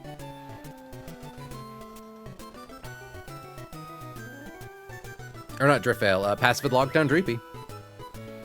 Okay, so this motherfucker, this fucking Ferrothorn, Explosion, Stealth Rocks, Spikes, Gyro Ball. As mentioned before, it's like what we kind of had to deal with Talon, where if you aren't showing it a kill with nothing, there's still a 1 in 200 chance that it just clicks Gyro Ball if you aren't expecting it. But it's highly likely to click Stealth Rocks or Spikes. It has a Quick Claw, so there's a decent chance it goes before you, and because of Aurora Veil, it is incredibly hard to kill. We found a path through it, though. As mentioned, Ferrothorn never blows up turn 1. Should be before, oh, I already read that. So, Turtonator. With Charcoal, through Aurora Veil, gets a fast 1-hit KO on Ferrothorn. Unless Quick Claw procs, in which case it gets a slow 1-hit KO on Ferrothorn. Thankfully, again, it never booms turn 1, so we don't ever have to worry about losing Turtonator. If we get hit by Gyro Ball, that's basically the same as Quick Claw not proccing. Because we are going to pre-damage Turtonator to always at least show a kill to Hydro Pump on Sharpedo. We have a lot of kind of silly pre-damages based on certain parts of this fight. There is also, in theory, some fiction. There is some fiction that if things go horribly wrong, Primarina could die. It is so cosmically unlikely, though. But also, if Primarina dies, I think we just wipe. So it's Turtonator. Nah, Greninja could probably. So Turtonator, Greninja. Primarina. And post-Marina. We need Garchomp. We need Sakadash. Rapisack. Sakatap-tap. And we need the Slur. Oh, do we need the Slur. So, Ferrothorn is going to try to set up Stealth Rocks or Spikes. I'm pretty sure all of our Pokemon, with the exception of Turtonator. So, Stealth Rocks does less damage to Garchomp, and I think that's it. So, we essentially just have to calc for a world where all of our Pokemon either lose 1/8 of their max HP on switch in, or don't lose 1/8 of their max HP on switch in. This mostly matters for Greninja. So, the nice thing is that no matter what, turn 1, Ferrothorn dies. If it chooses to go for Gyro Ball, that's okay. We actually don't care what move we bait on Sharpedo. Really nice little bit of luxury. So I think we actually only need to drop down to 177. We're fine if it clicks Protect on the turn we swap, because its speed boosts, its Bright Powder, like, it's gonna become faster than us immediately. We're not gonna try to be faster than Sharpedo. It is Bright Powder. We want to ideally be slower than it anyways. Plus, Aurora Veil's still up. Now, Assault Vest Greninja takes very little damage from Hydro Pump. Notably, a max of 40%. We are going to use Greninja to break Veils. Now, the really nice thing about Brick Break is even if you miss, or if you hit a Pokemon that the move is ineffective against, the Aurora Veil still shatters. So even if we swap in Greninja, click Brick Break, and whiff, The Veil's gone, and that's all we need Greninja to do. Notably, any crit on Brick Break kills Sharpedo.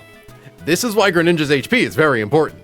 Because we can't afford to pre-burn. That increases the amount of damage we take too much, I think. Yeah, because if we take an eighth of our max HP, and then another, and then if we take 2 critical hit max roll Hydro Pumps, like it could risk Greninja's life. And we need Greninja for Archie. Greninja is perhaps the single most important Pokemon for that fight. So, we're going to come in, we are going to click Brick Break. Ideally, we don't kill Sharpedo. We are then going to swap to Primarina. There is some fiction with Sharpedo, so let me confirm something really quick. In a world where we don't take hazards, and it misses Hydro Pump, and it low rolls Psychic Fangs, do we still bait Metagross?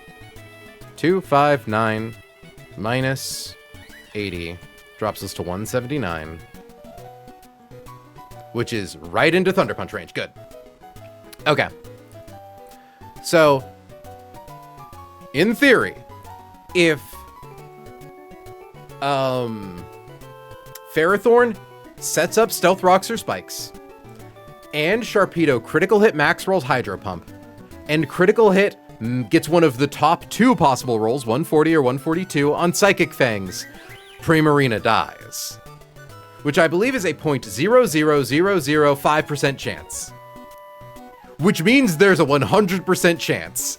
I love Pokemon Run and Bun. I love Pokemon Run and Bun. I hate Pokemon Run and Bun. But ideally, Primarina has the Zoom Lens, tanks all of Sharpedo's hits very well, notably baits Psychic Fangs instead of Dark Pulse. We want to make sure we don't bait Psychic Fangs because... Or we don't want to bait Dark Pulse because flinch chance. And we one-hit KO with Moonblast. Frankly, we one-hit KO with anything if Greninja hits, but we can't guarantee... Because it's like, if we could guarantee that Greninja would hit Sharpedo with Brick Break, we could flip turn to try to save a life. Hold on a second. Let me see if I can, within the current potential...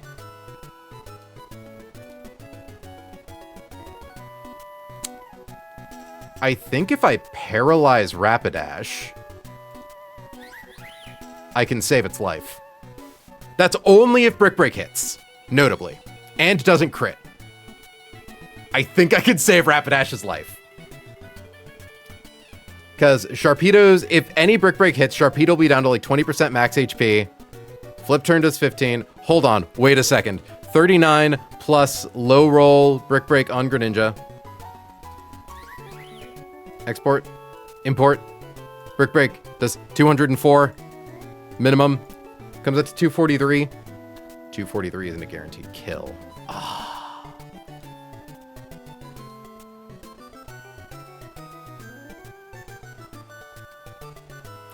We could kind of vibes check it, right?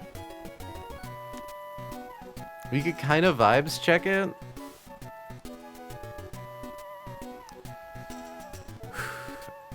Oh God. It's such a shame we can't guarantee, because like, if it has a speck of HP, because what we can do, because the plan was to kill with Moonblast, but in theory, if we flip turn, no, this doesn't work. I'm forgetting. Yeah, no, the variant. No, we have to sack Rapidash. I'm getting it over my head.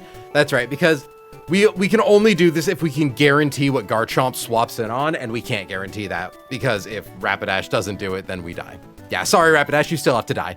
Because I was thinking, like, flip turn into paralyzed Rapidash to always bait in Metagross for Earthquake, because if we're paralyzed, we're slower than it, so it always goes for Earthquake.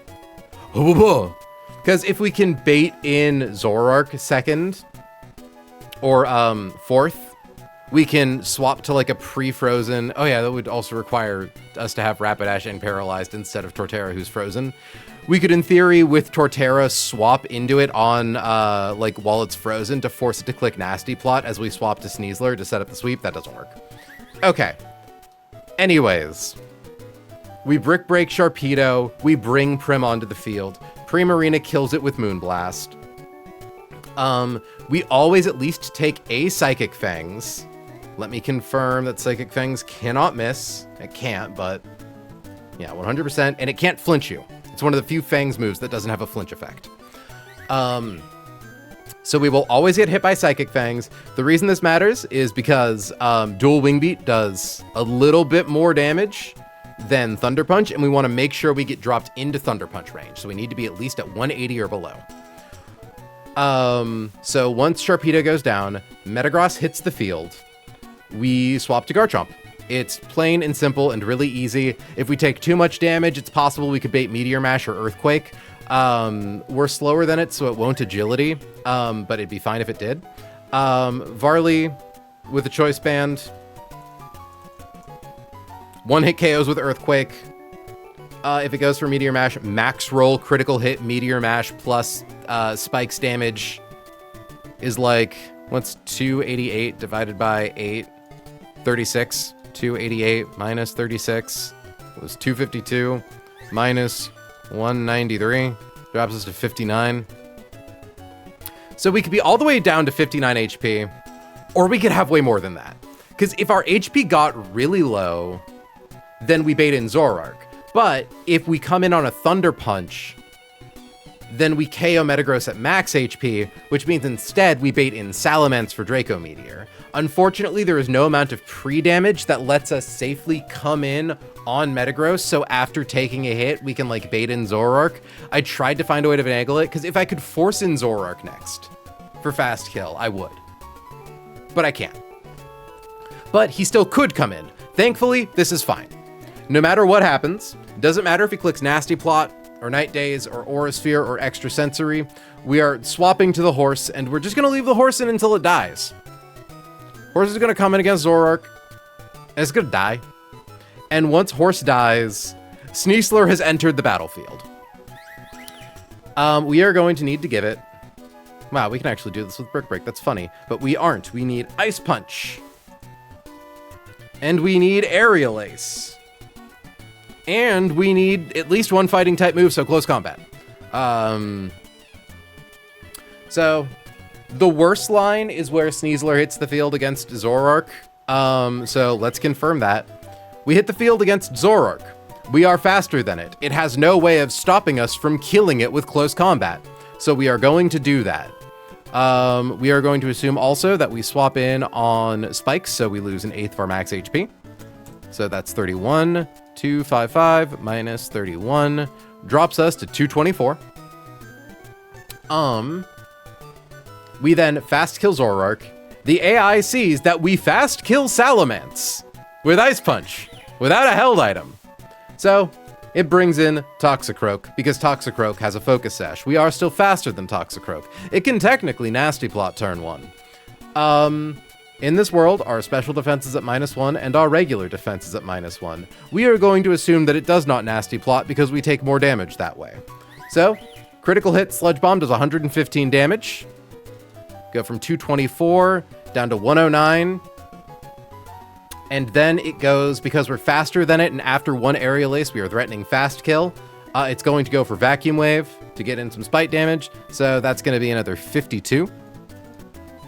Which drops us to 57. Salamence hits the field. Intimidate happens, except no it doesn't because we are Inner Focus. We have Ice Punch. We are faster than Salamence. It has no priority moves. We kill it with Ice Punch. Easy style. We do not need to give Sneasler Citrus Berry. We're going to do it anyways. It's pretty straightforward.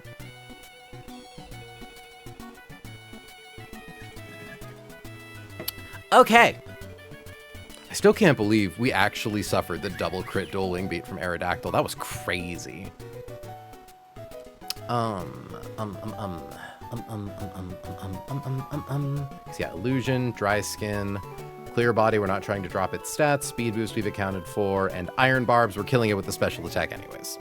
We don't even need to level up Turtonator. Though we might, just to make sure that we show the kill, because I don't know how close we are to level up. Oh! The other thing we had to account for. If Greninja accidentally kills Sharpedo and happens to be at full HP because it didn't take Spike's damage and it didn't take Like, Sharpedo missed with both hydro pumps. We do show Salamence dual wing beat as...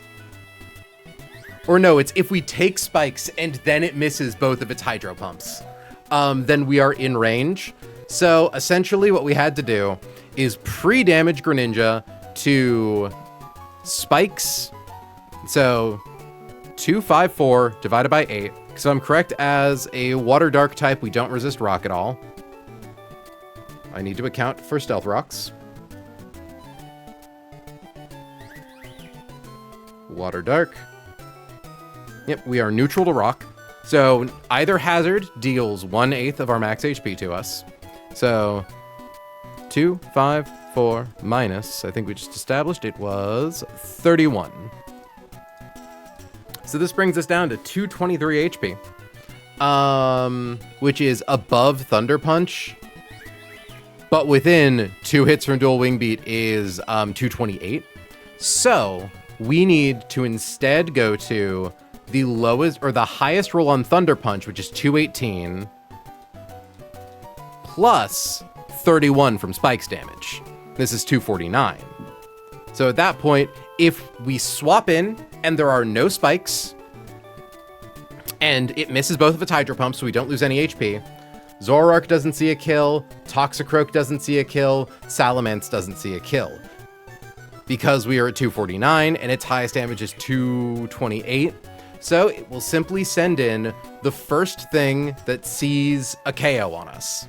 Or not a KO, sees like out-damaging us. Because Greninja is faster than both Metagross and Salamence. So it'll just send in the first guy. We're also faster than Zoroark. Thank you, Greninja, for being really fucking fast. So if we crit kill Sharpedo on accident, and we're at full HP, or any damage from Sharpedo, like assuming we don't take spikes and we do take Dark Pulse, the lowest roll of Dark Pulse does more than spikes, so we get brought into the range.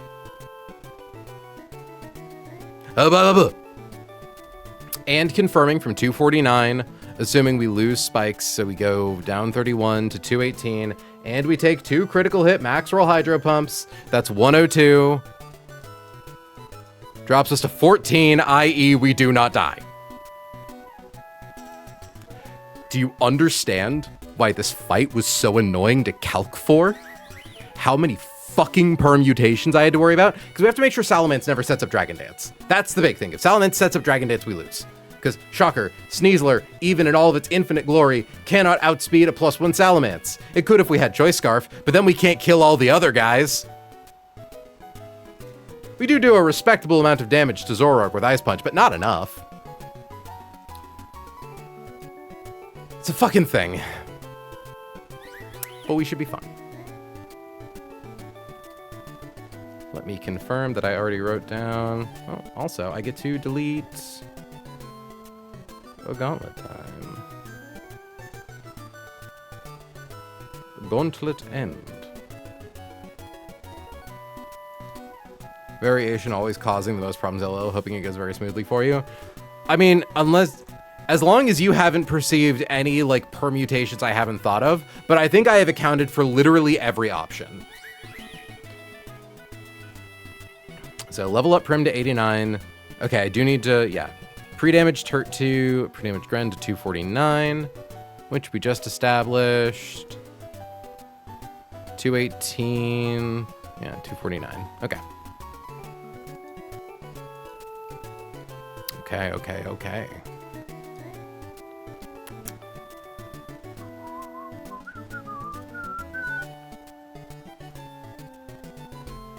So, none of the guys on this team are able to fly, so we'll leave Rapidash in the box for right now. I'm sorry, Camion. You truly have done nothing for us since Moxie Boom fight, I think.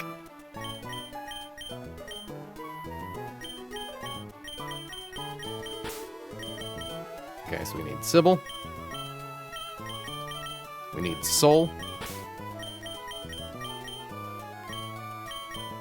We need Adeline, my sweet lady. Here, you know what? I'm gonna put, like, our 3 least useful guys in box 2. Like, the guys who are least likely to pull at any given moment, just so that way I don't have to tab over to box 2 as often. Nothing against Zoroark, we're just trying to keep them underleveled.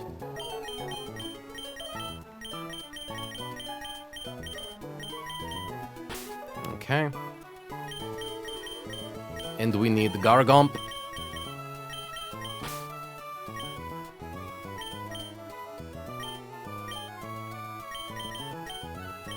Oh yeah, and also confirming, I guess one more thing, is assuming we KO Metagross with Garchomp, and we don't have low enough HP to bait in Zoroark, we always show a kill to Draco Meteor on Salamence. We swap into Rapidash, and we get killed. Epic. Super cool. Epic Horse gets struck by Wrath of God moment. So the main thing, though, is that we have to be very cognizant of what comes in after Metagross. If we see Toxicroak, it's Zoroark. If we see Salamence, it's Salamence. But also, we want to keep an eye out for the animation. Just because we don't want to, you know, punch into it with the wrong move.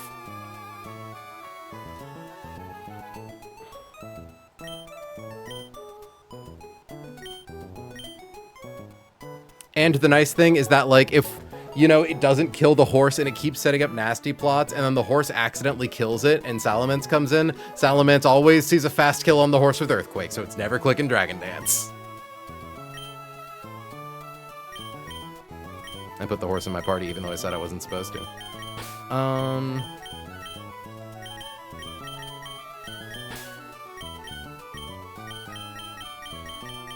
Would I be allowed to have the fan angled at me for a little bit, babe?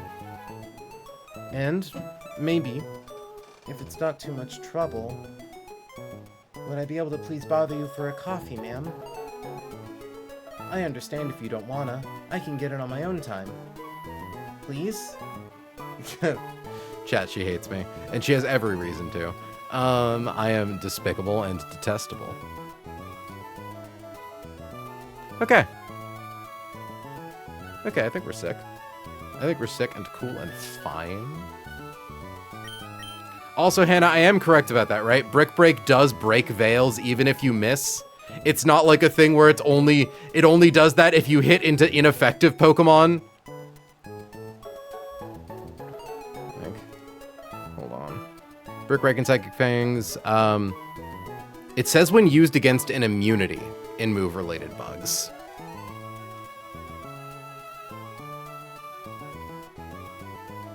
Is that a possibility?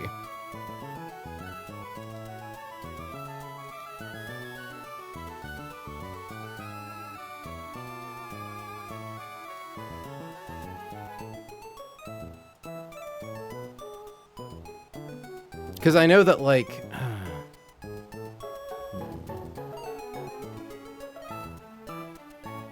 Jump to present. I have to look up Brick Break Index Cord. Brick Break, Rapid Spin.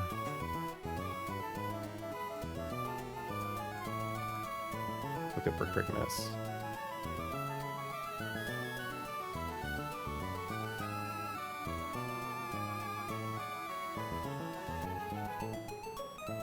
Ooh, hold on, wait. Ooh, some people are saying,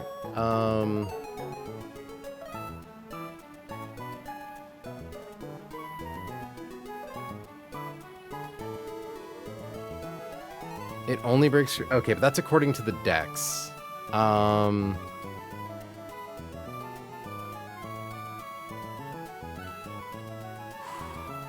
Because if Brick Breaks doesn't break screen on a miss, we have to recook.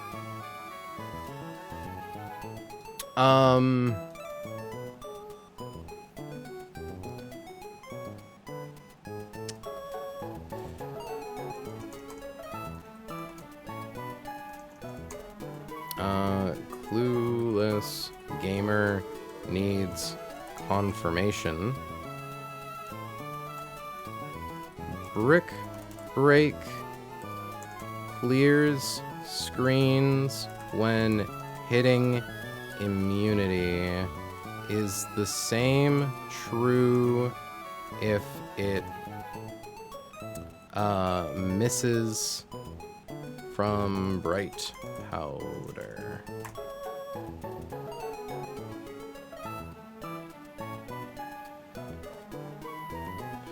Someone gave me a thumbs up on my first post and took it away when I made the second.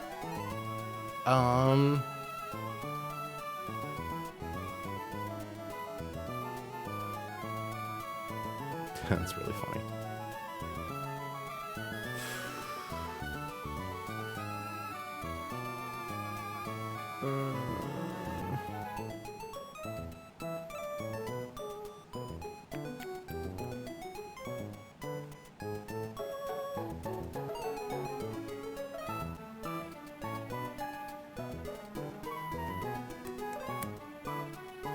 I don't know. Because this is a very critically important thing. Because I have a line that can still safely get through this fight that doesn't use Greninja to clear screens. It just potentially requires 2 sacks instead of 1. Which is, you know, but... It's not even like a guaranteed required 2 sacks. It's just a likely requires 2 sacks. Well, not even likely.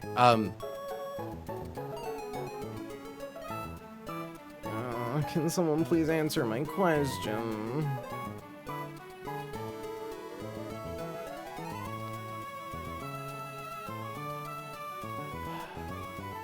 I don't want to have to at someone. I already got roasted for asking about her Shifu earlier.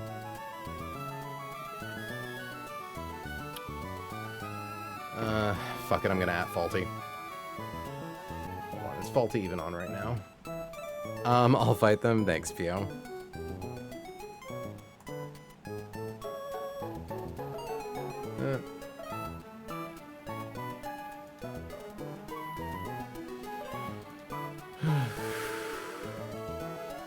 Goodbye.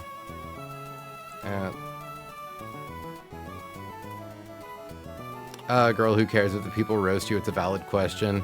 It is. I know. Hey, boss man. I need your assistance. Please.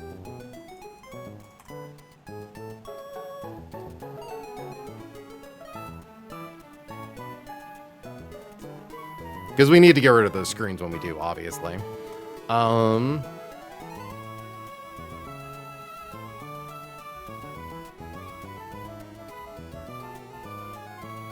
I guess while I wait on an answer for that, again, we do have an alternate line. It's basically, instead of Greninja, we bring a secondary Sackmon. Probably Delmise, honestly, or Dreadnought. I don't know. Someone. It could be Armaldo, but I don't want to sack Armaldo. And essentially, we teach Houndoom Psychic Fangs to get rid of Ferrothorn screens, or to get rid of the screens on Ferrothorn. And then once Aurora Veil's gone, we kill it with Flamethrower. We could technically get blown up on, but that's pretty unlikely. Thankfully, with protective pads, we don't take Iron Barb's recoil, so Psychic Fangs break screens.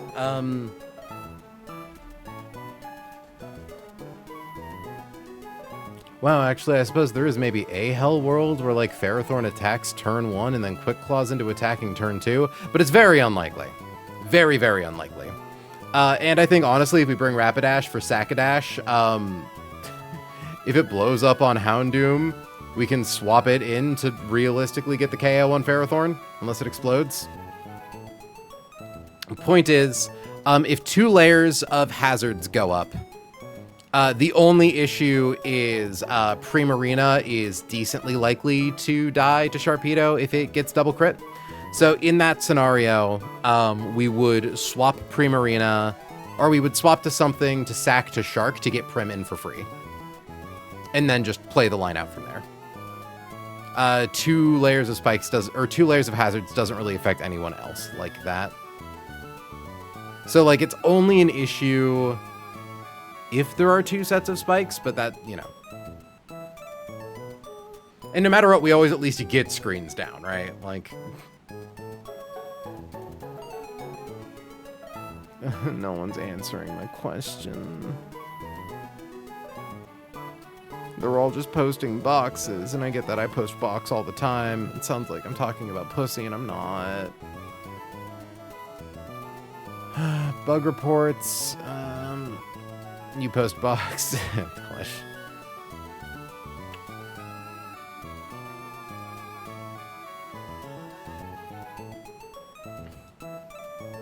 Somebody, please. Because I don't want to run the scarier line if I don't have to, you know? It also eats up our psychic fangs, TM. Yeah. I mean, the nice thing is also if fucking Ferrothorn kills us, then that means it never set up any hazards. So we don't need to worry about the other sack, I don't think. It's just bring the horse in to kill Ferrothorn. Yeah.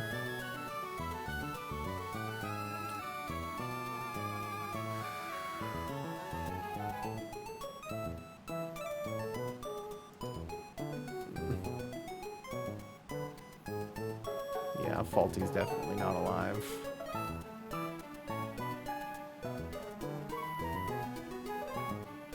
I tried to bug Katybug, but I don't know if she has the answer.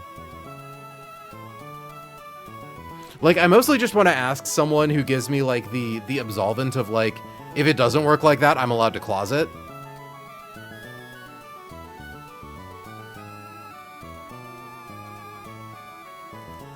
Brick break. Here, I'm gonna mute the MGBA for right now.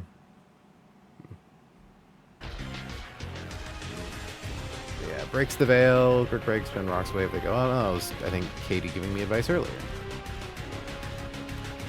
No, that was Katie giving someone else advice for the same fight she was giving me advice for earlier.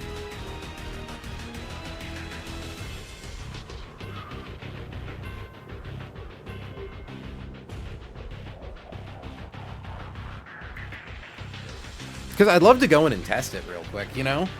Like, if I was allowed to, like, go into that fight, save before it, and just reload over and over again until I see a miss from Greninja.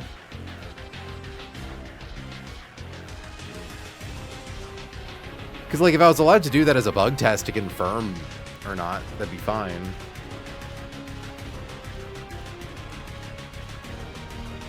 Please, anyone, I beg. My stream. Okay, Z. Does brick break? Thank you. Clear screens on a miss. Like when it hits ineffective guys.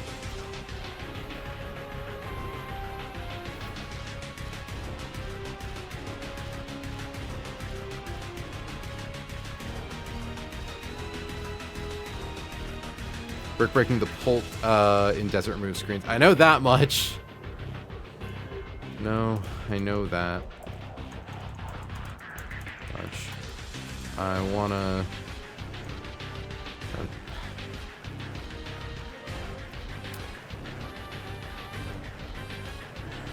Yeah, I can't find a straight answer.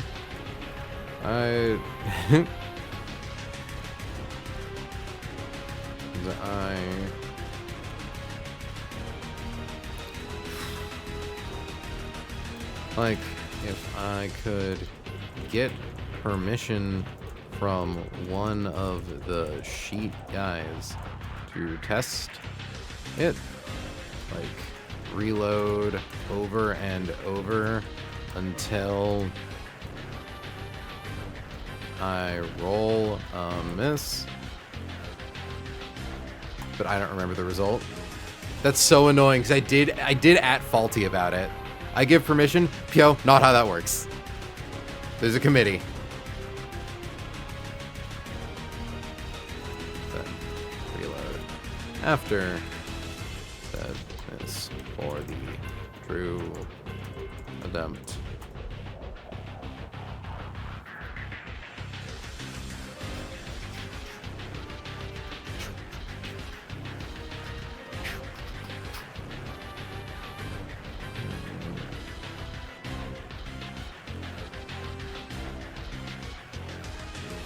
I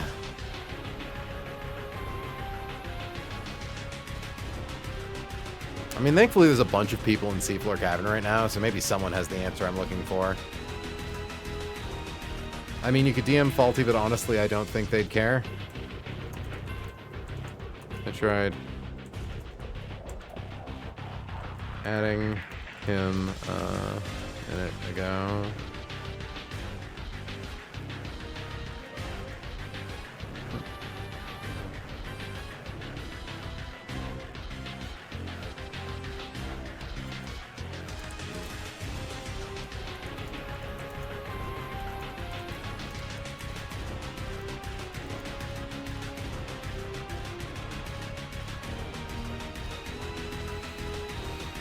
I have a backup line.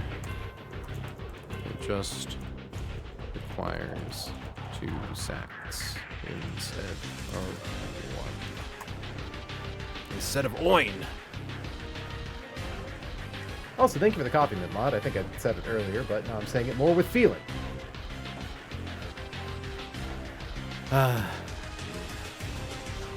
Should I usurp the committee? We can create a triumvirate. Look, I appreciate that, Pio, but it's not the same. So I remember someone trying to, and they said it didn't matter if Octasuke active dropped to accelerate the screens. But then someone in chat said it was wrong. Yeah, no, that's the thing. He can't hear me. I'm talking to someone who can't hear me. But yeah, they said, but the act drop didn't happen, so we didn't get to see. Yeah, like, if I could...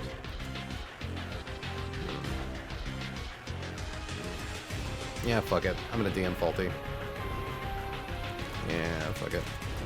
I'm gonna DM Faulty to ask if I can bug test it.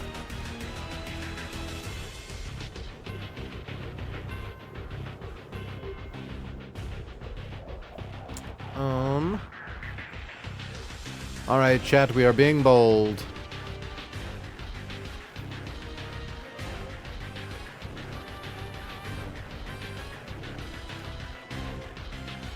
Because he's currently set to away, so I don't think I'm going to get a clean answer tonight. Genuinely, what I might do is just finish writing down and reviewing my remaining lines for Seafloor Cavern, like going over them with stream chat, and then asking, like, seeing if I have time over the, like, between tomorrow and the day after to hear back from Faulty.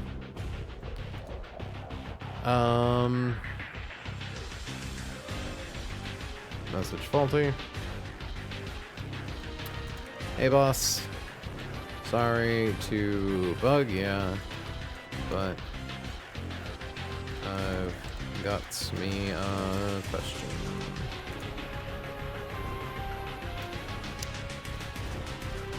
Can't find a straight answer anywhere. I've seen people say it goes either way. Do you know if using brick break on a bright powder guy and missing still clears screens? And if not, do I have permission to test against SFC Grunt 5?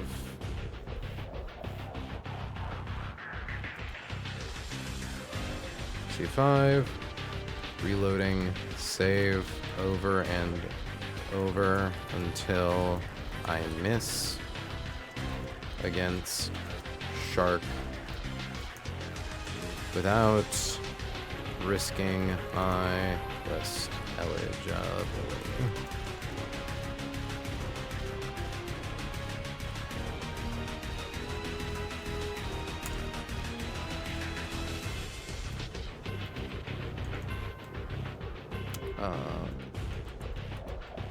Okay.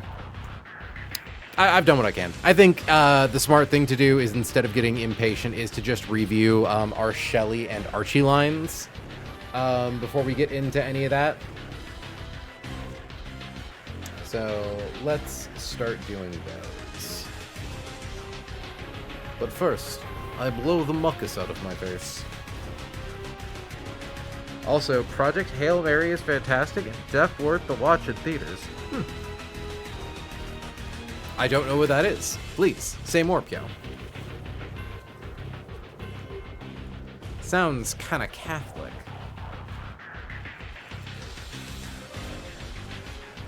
Yeah, I just think it's so funny that, like, I've gotten 5 different versions of, like, yeah, this works, yeah, this doesn't work, yeah, this works, yeah, this doesn't work.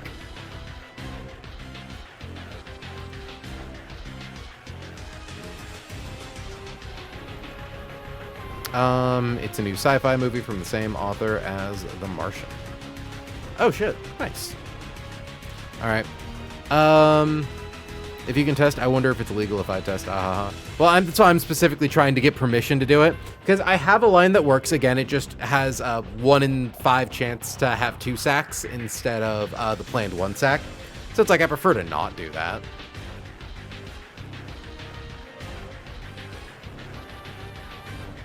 Because it's specifically testing, like, if the bug applies to missing as well. It's not like a testing my line type deal, you know? I'm jealous of that Sneasler. My Sneasler is, in fact, pretty fucking wild. We're also about to max... So it's funny enough, we're reviewing our lines. So let's talk about Shelly. So I believe for Shelly, I need Sneasler, Greninja, Slowbro, Swolesler, genuinely. Slowbro. And then it's U-turns off of... Sorry, I'm trying to remember. U-turns off of Sneasler into... Slowbro Mega. And then it's Corviknight into Roserade into Urshifu. Okay. So... This fight has Aurora Veil, like the rest of them. The only fight in Seafloor Cavern... Well, here, let me get some chiller tunes. I'm getting a little tired of the Song of the Titans.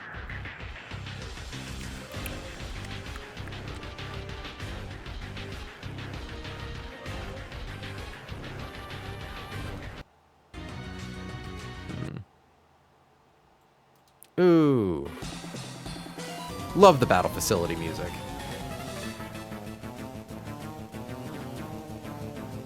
Okay. So.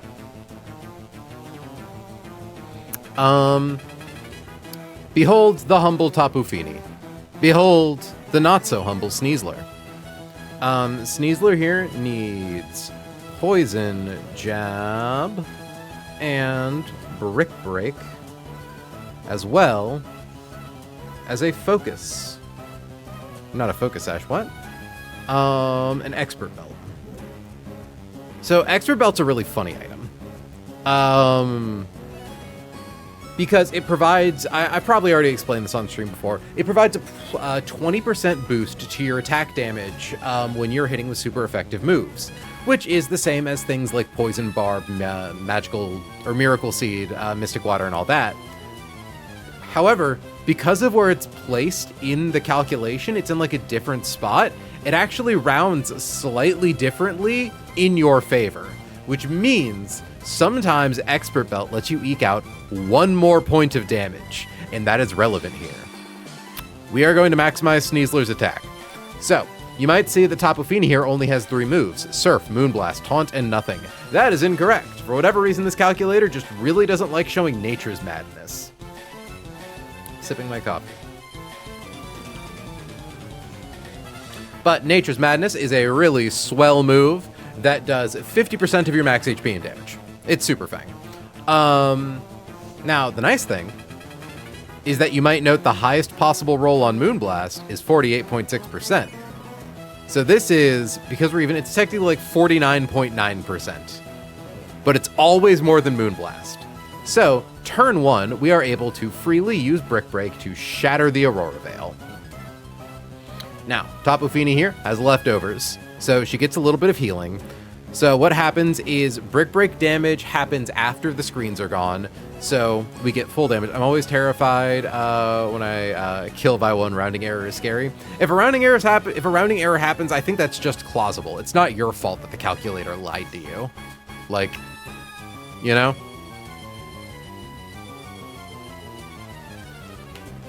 Typically, I approach all things as saying I'm going to clause if this happens, even if I have no intention of clausing if it happens. It just kind of helps me feel a lot calmer. It'd be absolutely legal for you to test the mechanic because April would ultimately have to trust that you tested it thoroughly and accepted the outcome if you didn't. Play testing your own line is just very much discouraged for obvious. Yeah.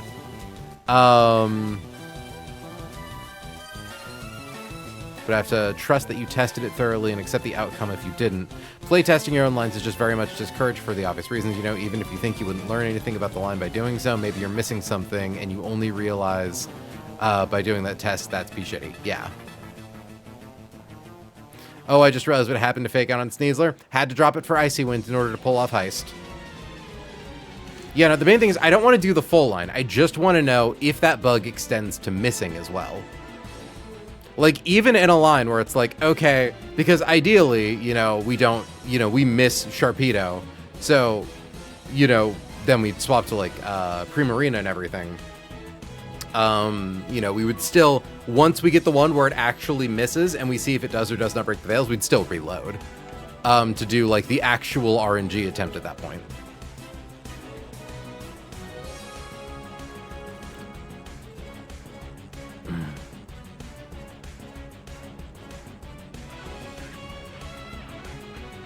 Okay, so Sneasler versus Tapu Fini. We use Brick Break. Let's confirm how much it heals. It gets a 16th, it's max HP back. Well, this is a good brick for me calking. I'll take a look at some random SFC guy. There you go. So, 255 divided by 6. Or no, wait, not 255. This is Tapu Fini. 251 divided by 16. Is 15, so it gets back 15 HP every turn. So it has 251, loses, lowest roll of Brick Break is 43, goes down to 208, heals 15, 223. So I'm going to give Sneasler Poison Barb. Poison Jab low roll Poison Barb is 222, which means if we double min roll, we don't kill Tapu Fini. But with Expert Belt, because of rounding error,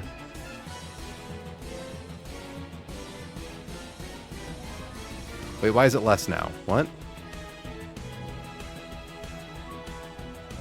Hold on a second, what? Oh, because it reset my IVs. I'm like, hold on, I clicked on my icon to reset the item faster. Yeah, so this is specifically a 31, but it does 223 exact. If you have a maximum attack that's plus nature, 31 IV Sneasler, you are able to KO Tapu Fini with Brick Break into Poison Jab. And it always goes for Nature's Madness. So we know exactly what our HP is going to be, because it has nothing to taunt, so it won't taunt us. Yeah, I realize you wouldn't actually play out the fight, but given the abstract potential to gain new info about your own lineup to that point, even if we think there's nothing else to learn, in this case, you really shouldn't do it yourself IMO anyways. Oh, you were saying that to me. I thought you were saying that to, Jeans.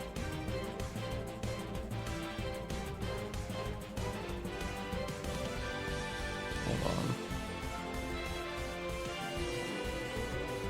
I might be misunderstanding who these statements are directed at. Because I was responding to them, not you. I was trying to, like, add on to your statement, but I now understand that what you're saying might be directed at me instead.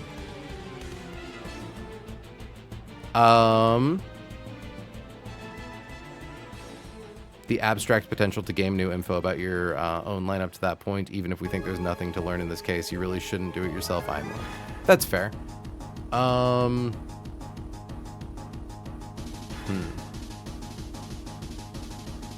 I'm trying to figure out, like, because I know that I definitely got permission to bug test a thing where it's like, oh yeah, after you beat the fight, you can reload and test it.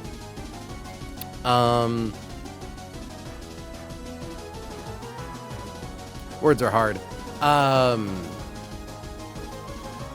Like, I got permission to, like, oh yeah, once you beat the fight, you could go back, test the thing, because it was Pokemon.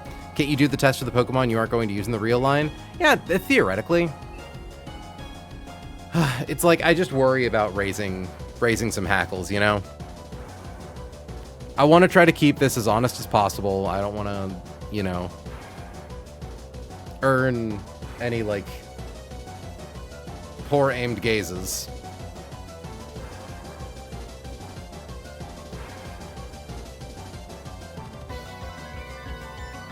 Okay. So, regardless, the line we're looking at right now. Tapu Fini always hits us with Nature's Madness, which always sets our HP to 255 divided by 2. It brings us down to 128. Consider hackles unraised. Yeah, once this fight is done with Who Cares, but pre-testing, if I can still gain you with their info you're not explicitly testing for, that might change your plan. Yeah, no, I get that. It's so annoying. It's like, if only Sharpedo was the first Pokemon. If only I could literally just load the fight into the first guy, click the button. But, because at that point, I think it's fair. Like, if there's literally zero information to be gained. Sample size of 1. Hustle Durant missed Brick Break, and the screen animation didn't play. Do with that what you will. Huh.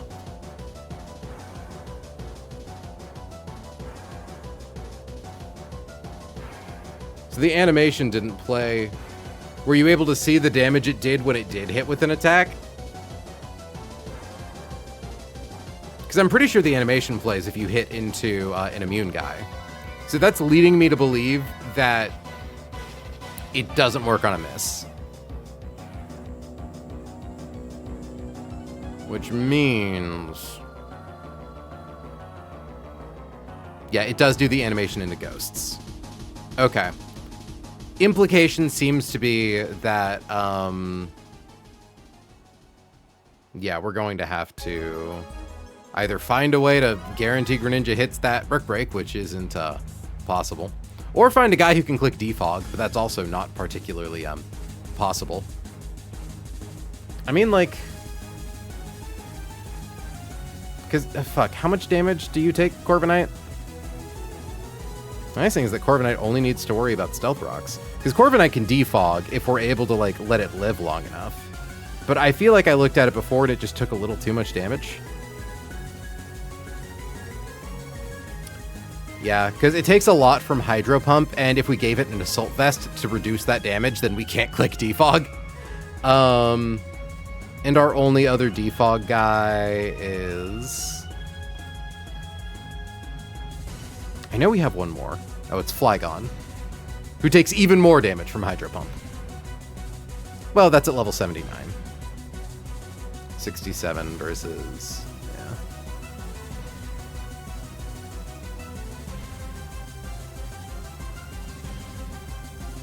Like, even if I were to force a switch, like, force the switch to be in on Psychic Fangs, doesn't really fix it.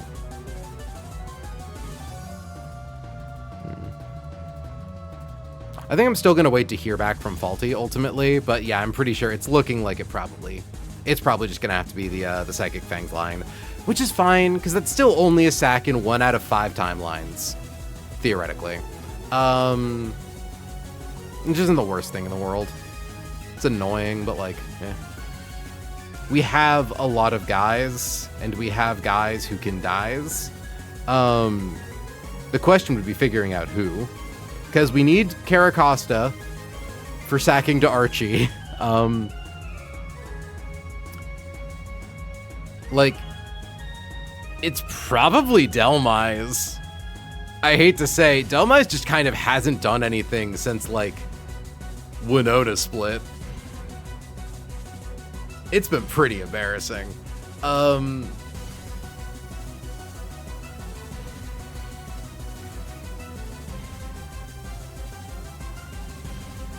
Yeah. Anyways, let's write down the next lines.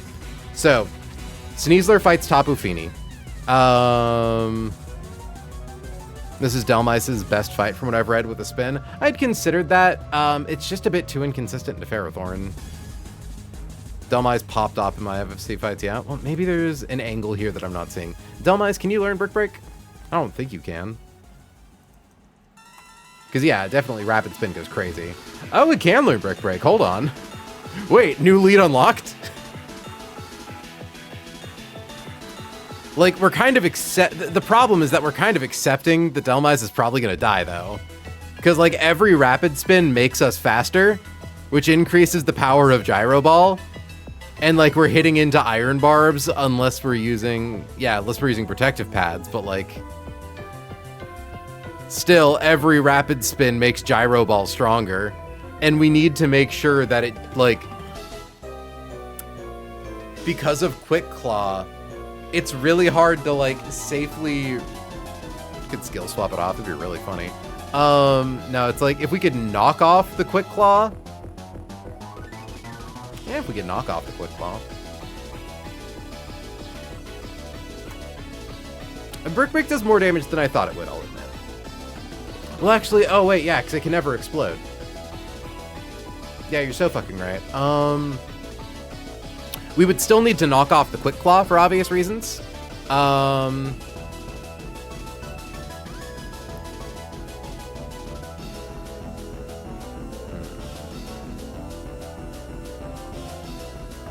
It's interesting. I can't deny that it's interesting. Something to explore in between streams, I think. I still want to write down these next two fights.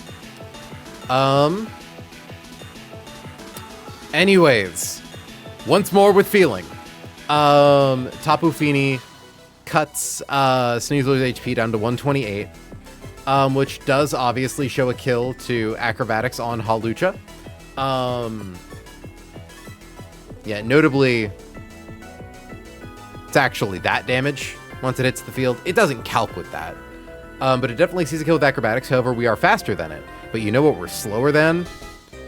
It is hilarious how perfect the numbers are for this. So, we will always show Gengar a kill with Shadow Ball to come in next. It is 1 point of speed faster than us. Now, it doesn't actually guarantee, it's not actually guaranteed to click Shadow Ball. It could click Shadow Ball or Mean Look or Destiny Bond. What we are going to do is swap to Greninja, who is 1 point of speed faster than Gengar. So we outspeed this twerp. We swap into Greninja. If we take a Shadow Ball, that's totally fine, because no matter what, we're baiting in Hawlucha for close combat, maybe Acrobatics. You know, so we take a Shadow Ball, we're fine. We then fling a rock to flinch it, and then get a fast kill with Night Slash. Now, if instead it goes for Mean Look or Destiny Bond, well, Mean Look means we can't swap, and Destiny Bond means that if we kill it next turn, we die. But if we get Destiny Bonded, we fling our King's Rock to flinch it, to end Destiny Bond, and then get the fast kill with Night Slash. And then if we come in on Mean Look, obviously, yeah, we're not planning on switching out. So, Greninja hard counters Gengar here, and then afterwards, it outspeeds everything. So it just goes for the first thing that sees a kill on us, which is going to be Hawlucha. Hawlucha uses its Misty Seed, proccing Unburden, because even though Hawlucha is faster than us, it doesn't know that it's about to immediately become faster than us, which is nice. Yeah, so it hits the field. It goes for probably close combat, but I think could be Acrobatics, if our HP is low enough. Oop.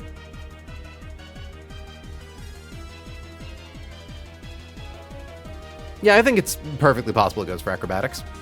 Either way, we are going to swap to Slowbro. The Slowbro is going to be holding... Yeah. And the main thing is also it never goes for Swords Dance because it always sees a kill with close combat. Our dear Slowbro. Ooh, hold on. Okay, that's perfect. Because it's going to use up its Misty Seed, and then it is going to hit us with an attack that makes contact. And it is going to steal our Sticky Barb, and that is going to drop its HP into the range to where we show it a kill with Future Sight, so it can never click Swords Dance. This thing's a demon. Sticky Barb also reduces the damage of Acrobatics, because it thinks that it has a held item.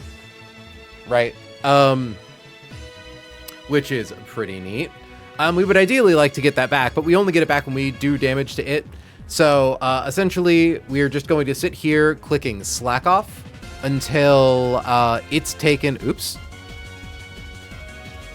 Ah. Take me back to Halucha. There we go. It's going to steal our sticky barb, take damage to where it sees that we kill it with Future Sight, and we're just going to click slack off while it loses a quarter of its max, or an eighth of its max HP every turn. Once its HP is low enough and we are healed up to full, which all of its attacks, even on crits, do less than 50% of our max HP, so it can't kill us, or we'll always be able to heal back up to that range. Can't it Swords Dance before it gets Sticky Barb? No, because it enters the field seeing a kill against Greninja. Thankfully, there is no roll from Shadow Ball into, this is Assault Vest Greninja. I believe critical hit, max roll Shadow Ball never shows a kill to Stone Edge, so it never goes for Swords Dance. 2, 5, 4, minus 132. Drops us to 122. Which is barely outside of Swords Dance range, but always within at least close combat range. Both close combat and acrobatics make contact. So it loses its held item, Unburdened procs. It goes fucko mode at Greninja, except oops, it went fucko mode at Slowbro instead. I'm right about that, Hannah, right? Like, I'm not crazy? Yeah, no, I was thinking about the same thing earlier, where I'm like, yeah, so we never bait Stone Edge. Once it grabs the barb, it starts taking damage every turn. We heal ourselves up to full. Yeah, it's always going to go for either close combat or Stone Edge. So assuming the highest possible roll of Stone Edge, we take, 103 HP, and we're going to kill it with Seismic Toss to get our Sticky Barb back, because we still want that. So we are going to lose, we have 288 HP. Divided by 8 is 36. So 288 minus 36 brings us to 252, minus highest roll of Stone Edge is 103. Brings us to 149. The important thing is that it doesn't show a kill to Icicle Crash at 126, but we always show a kill to U-Turn by virtue of holding Sticky Barb, even if it misses with Stone Edge. So Galarian Darmanitan hits the field, sees that its highest damaging move is U-Turn, so it wants to click U-Turn. We are going to swap back to Sneasler. Sneasler, notably, we know exactly what its HP is at, and it is more HP than a max roll critical hit U-Turn can do. Sneasler also threatens a fast one-hit KO on Q-Rem, so it instead goes to Slowbro, who definitely sees kills on Sneasler. It's going to go for Psychic, Surf, never Calm Mind because it sees a kill. We are going to swap to Corviknight. Now, if Corviknight gets hit by a critical hit Surf, our Citrus Berry procs, bringing us back above half max HP. So highest roll is still Surf. If we get hit by critical hit Psychic, that does 34% and drops our special defense by 1. We still never show a kill to Psychic. We mostly just want to make sure that we are always showing this thing highest damage with Surf. So that way we can swap into Roserade. It will either click Surf or Calm Mind, but Choice Specs Roserade kills this thing with Leaf Storm, even at +1 special defense, 109%. We KO Slowbro. We are now showing Darmanitan a kill with any of its moves, and it is a fast kill. So we are going to swap to our Urshifu. Urshifu does not have Choice Scarf. Urshifu has, like, Expert Belt or something.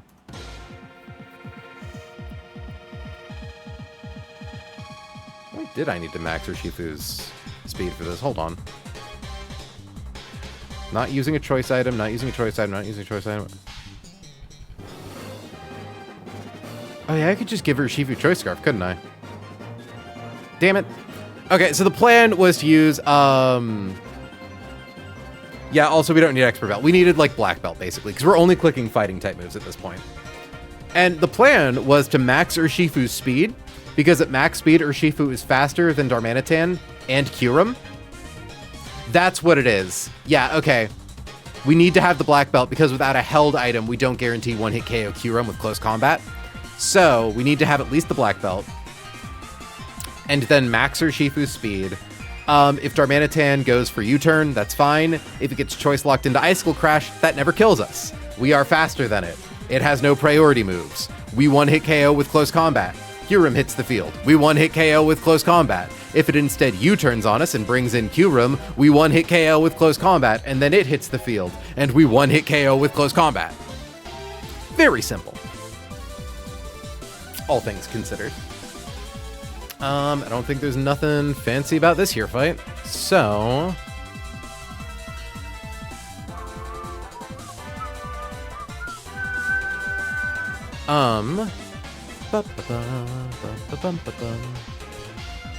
So, Admoncelli, so... I think everyone's already at max level.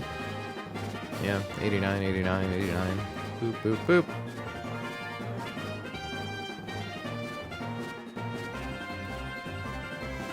Okay, so... And I do want to confirm with the Sil calculator really quickly. Darmanitan against Slowbro at max HP. It's still always U-turn. Okay. Yeah, it could just be Black Belt. It could be Muscle. Okay, it couldn't be Muscle Band. I think I could probably do Life Orb too.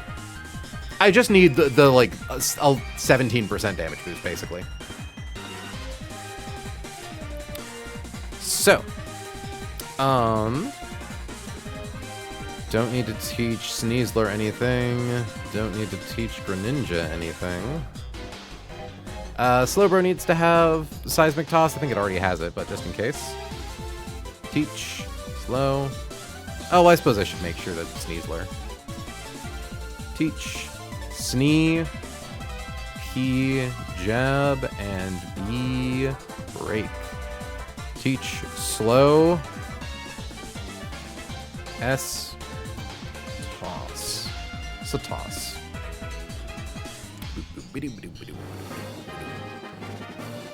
Oh yeah, not to mention also if Hawlucha close combats into Slowbro, it drops its own defenses anyways. So like we definitely show it a kill.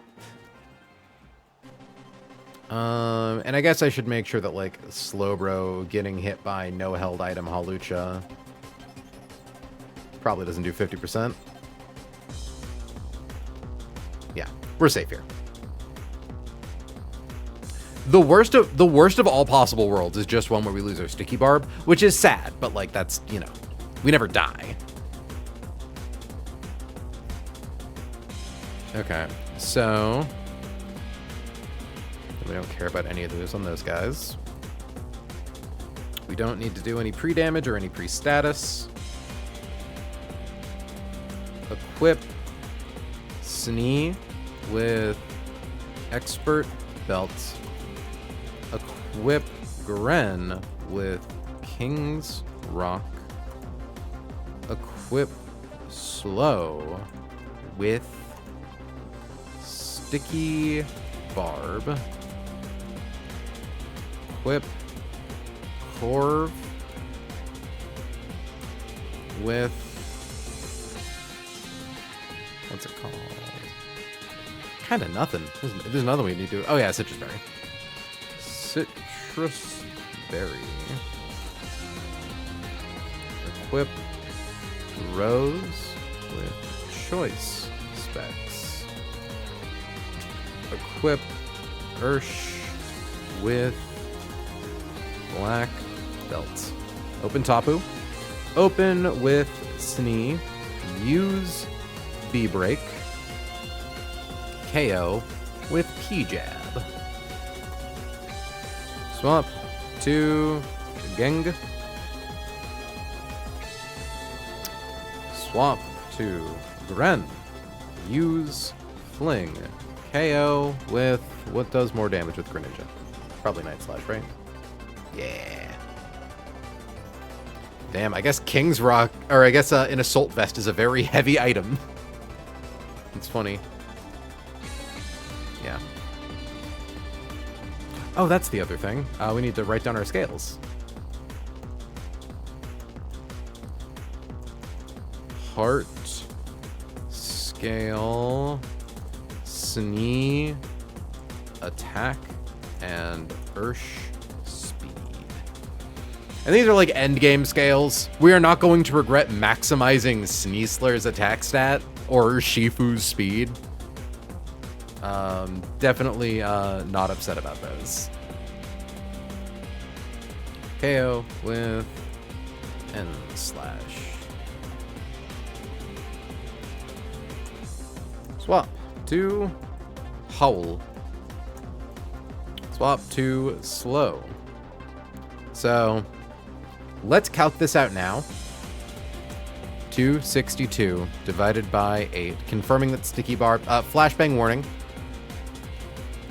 I believe Sticky Barb is 1/8. It is. So 32.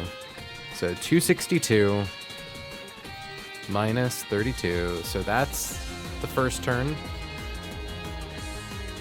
Slack off, slack off, slack off, slack off.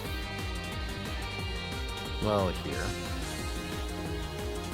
I shouldn't do it like that. I should do 262 minus 32. Okay, so that's the swap. Use S off. So that's the second one. I am going to mark each individual use S off. The nice thing is that Seismic Toss does consistent damage, so we'll always know exactly when we're able to kill with it.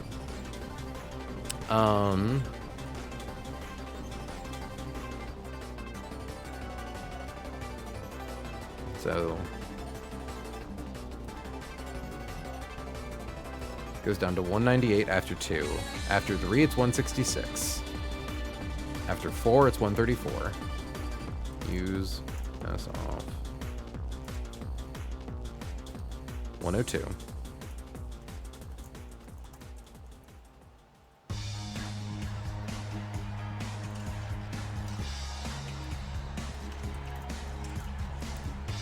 And then it's KO. KO with S toss. Yeah, so 6 ticks. My dumbass heard flashbang warning and I tabbed in to see what it was. Peak content. 262 minus 32. So swap in, slack off, slack off, slack off, slack off, slack off. KO. Yeah. So it should be at 70 HP. We do 89 damage with Seismic.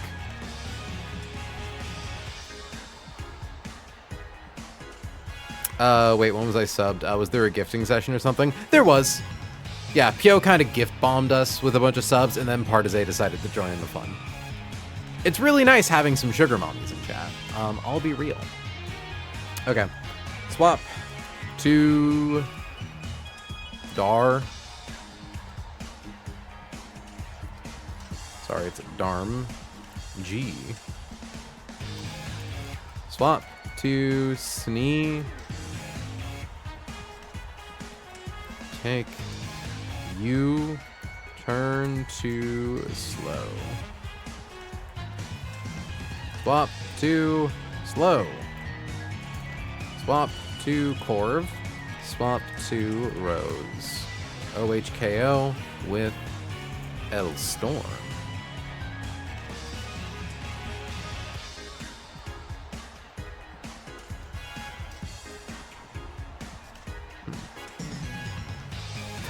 Turtle.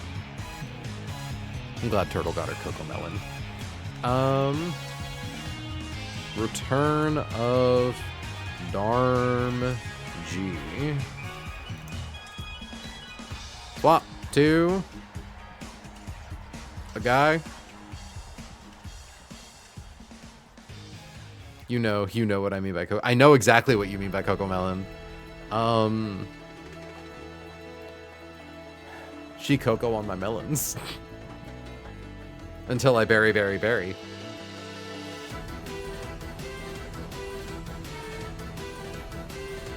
look at me like that, wife. Swap to Ursh. KO with the combat. Swap to Cure. OHKO with combat. Kyurem is so cute in this, by the way. like, for whatever reason, its sprite is really small. Like, I don't know, compared to all the other Pokemon on the field, Kyurem comes in and he's just kind of like... He's so little.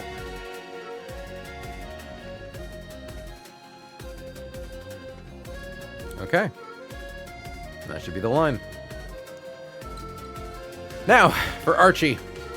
We're going to assume the 1-scale Sac Eldegoss line. Giving myself a little more time to see if I can find a better alternative, but I simply do not think I have one. So, for this fight, we need Sceptile, Caracosta, Barraskewda. It could be Sneasler or Roserade, but I've decided to go with Sneasler. Greninja, the queen of this chess match. And Eldegoss. Okay. 210.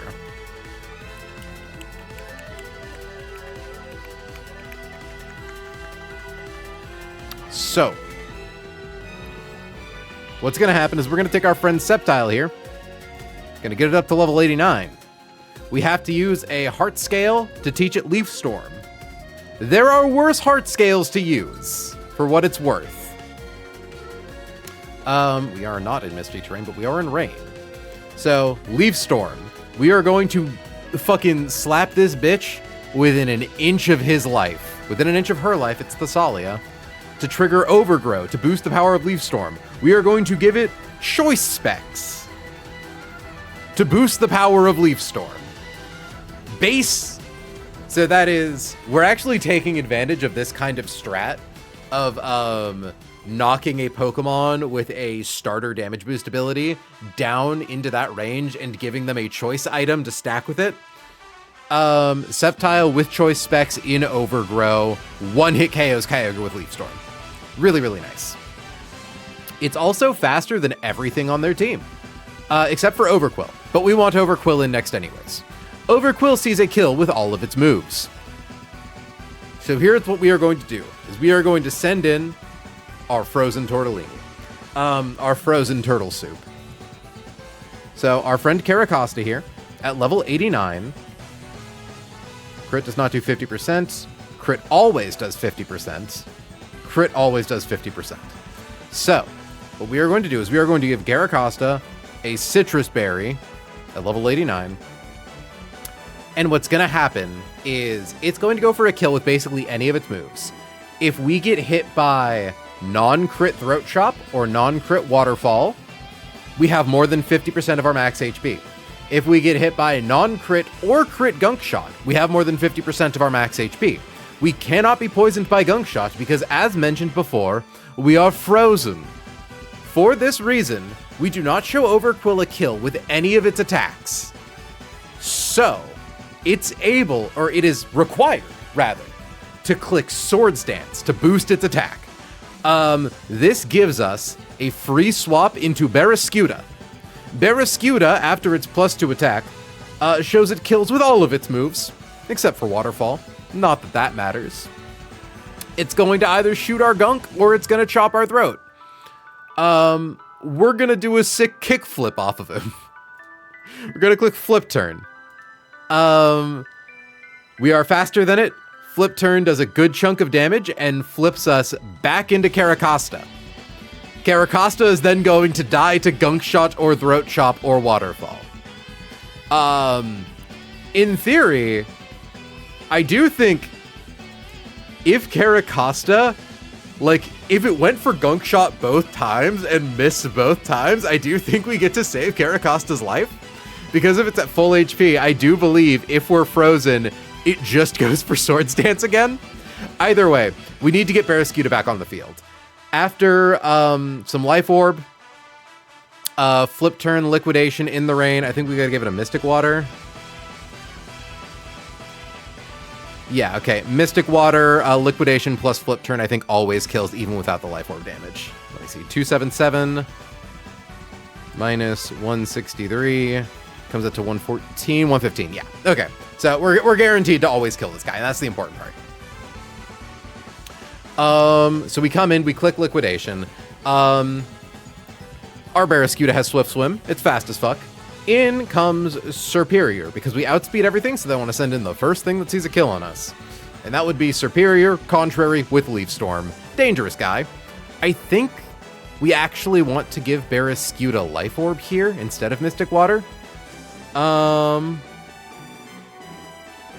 I believe, yeah, it takes no damage on the switch in. Yeah, it takes no damage from literally anything. So I do think we give it Life Orb specifically. Superior only has one move that it can click, and it's called Leaf Storm.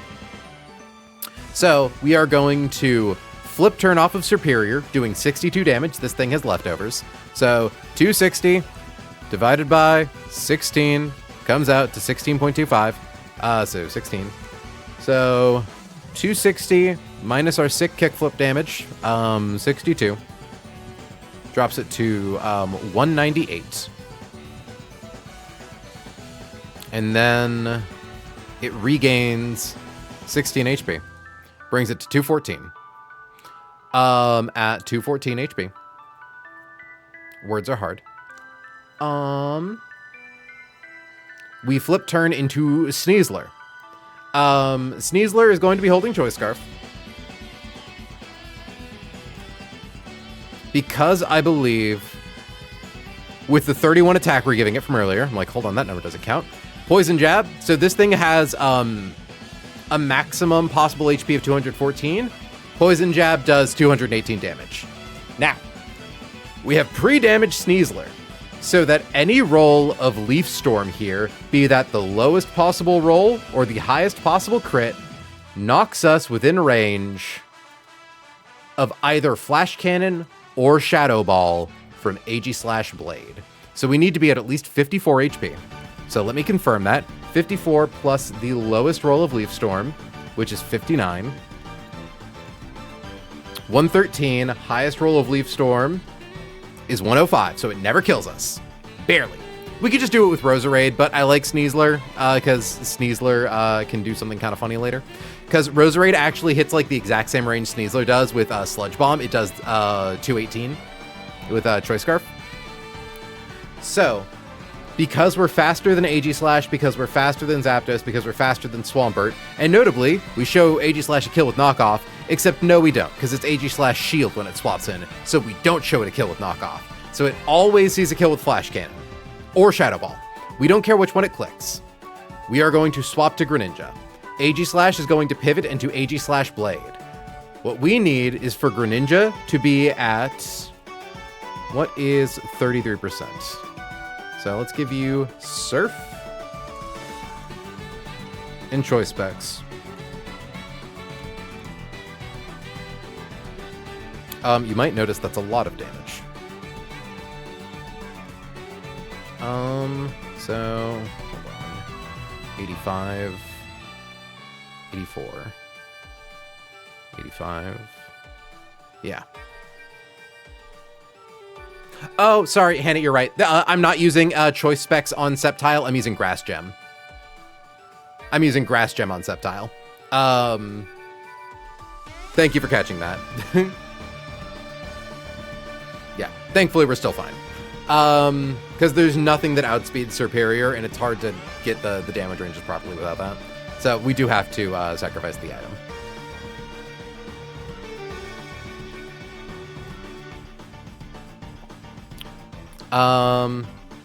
Is Mystic... is Mystic Water? Surf into Aegislash-Blade.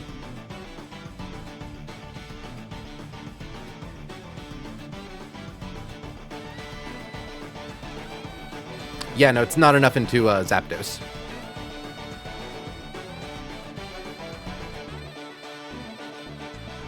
Unfortunately.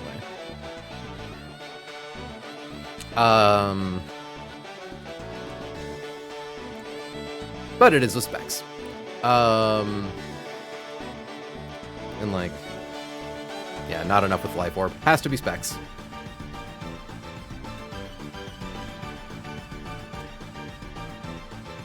like maybe, but no, we're plus attack. Like, I think we would have to change our nature to make it possible with Mystic Water. Point is, Greninja has choice specs. It's going to hit the field against Aegislash. Flash Cannon is going to knock us into Torrent. We have it set up so that way the lowest, like the damage range on this thing is like 25%, and we just need to not take more than, is it, sorry, 84? 85. Okay, it does need to be 84. So 84 plus the lowest possible roll of, say, Flash Cannon. So 84 plus 80 comes up to 164. And then highest possible roll is 142, which we still live with 22 HP. So no matter what damage we take, it knocks us into Choice Band. Ooh, hold on. No, I actually need to make sure that it knocks us into 80. This is fine. Okay. Yeah, no, never mind. I actually need to pre-damage to,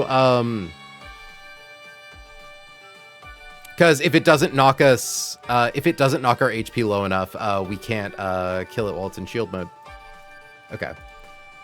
Like, we're almost getting punished for having a negative special defense nature. We're not, thankfully. So we need to be at 80 plus 80 is 160, which is top roll of Flash Cannon is 142. So that drops us to a minimum of 18. That's fine. Point is, because it sees, you see no move here. That's actually King's Shield, which is Protect. We don't want it to change stances on us. So essentially, we hit the field, Rain boost, Torrent boost, Choice Specs boost. These are all exponential boosts.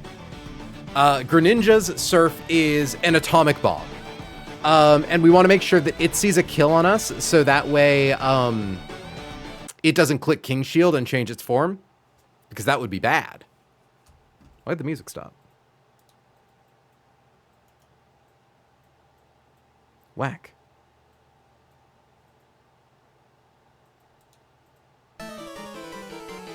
Ooh, no, give me Champion Steven's theme. Okay. So it drops us down to a minimum of 18 HP. We're within Torrent. Aegislash sees no kill on us. Or it sees kill on us, so it won't click King's Shield. We fast one hit KO it with Surf. We are faster than Zapdos. We are slower than Mega Swampert, but it doesn't think that it's Mega Swampert. It thinks that it's cringe normal Swampert with Torrent. Which means it sees that we fast one hit KO it with Surf. So it plays down the line, which means Zapdos hits the field and we fast one hit KO it with Surf.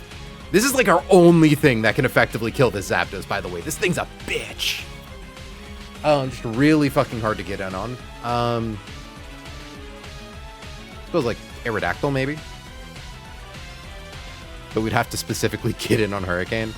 But yeah, so Greninja comes in, KO Zapdos, Swampert hits the field. We KO regular Swampert, we do not KO Mega Swampert, and Mega Swampert gets to do that before we get to attack. So, Swampert is going to Mega Evolve. It is going to try to kill us with pretty much any move. And for that reason, because I think like even if we're regular Swampert, like, yeah, I think there's a chance, well no, it never goes for Power Up Punch. I wish it could go for Power Up Punch. That would actually be so good for us. It could go for Earthquake, it could go for Liquidation. I think there's even a real chance it could go for Ice Punch. And that's just really inconsistent.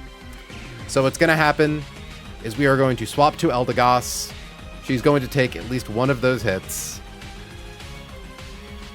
And with Cotton Down, drop Swampert's speed to 230. We're then going to click a very gumption-filled Leaf Storm and die. And then Sceptile hits the field. And with no held item, Energy Ball, fast one-hit KOs. We don't need, like, Choice Specs or anything. We just need to be a little faster than this guy. Which we do after at least one Cotton Down drop. And that kills Swampert. Easy peasy. Lemon squeeze my nuts. So that's the line. Yeah, no. It's like, If only Sneasler was a little faster, we could maybe consider some different options, but I mean, we would have to change its nature. Or like, oop. Or like if Sceptile wasn't Jolly. If it was any like plus speed nature that wasn't minus special attack. I think it's still faster than Swampert at -1 if it's modest. Oh yeah, 304. Yeah, duh, we have Choice Scarf. Yeah. There's theoretically an option to like set Sceptile to modest and maximize its special attack, so that way we one-hit KO Swampert with Leaf Storm. Like...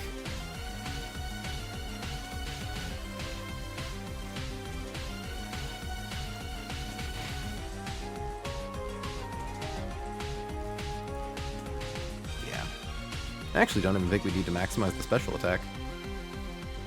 Okay. So yeah, we'd only have to change his nature.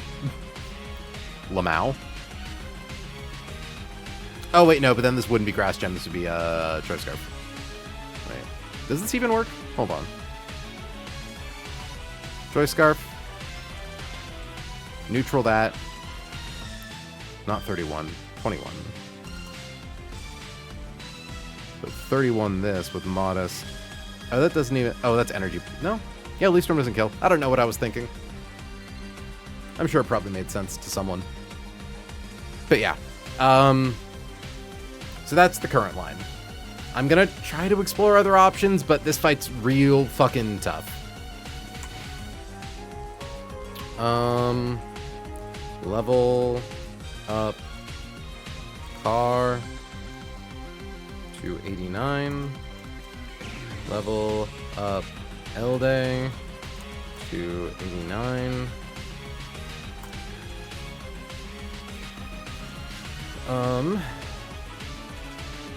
Pre-damage Sep to... Oh wait, this is at level 76. Hold on. 89. Modest. Leaf Storm into Kyogre.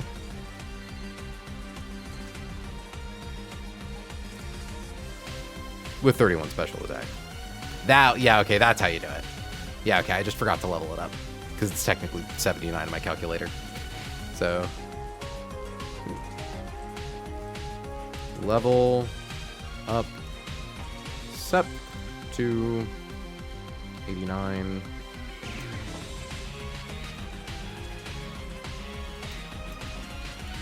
Heart, Scale, Leaf, Storm, onto Sep.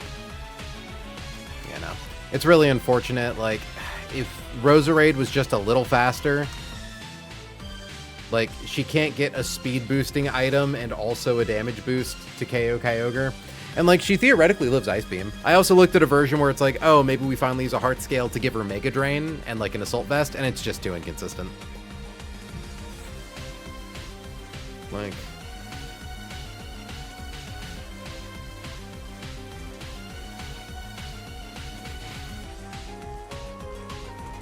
Assault Vest. I mean, Mega Drain does the same damage that, or Magic Leaf does the same that Mega Drain would, right? Yeah, so it's not even a guaranteed 2-hit KO. It's likely, but, by no means a sure thing.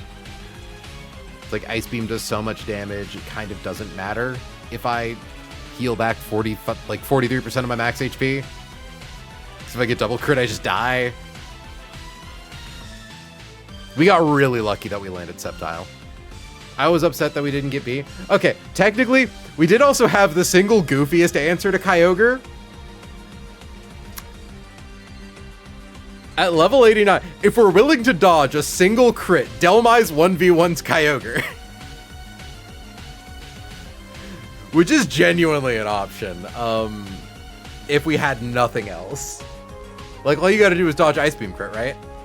And then if you dodge Ice Beam crit, and like maybe you pre-burn? Like, yeah, probably, right? Like, sure, you die afterwards. Well, only on like max roll Ice Beam crit. Hold on, 236, how much do you take from burn, Delmise? 236 divided by 16, it's 14. 236 minus 14 comes out to 222. If you got hit by 2 of the top rolls of critical hit Ice Beam, or sorry, of non-critical hit Ice Beam, has to be Tox. What do you mean has to be Tox?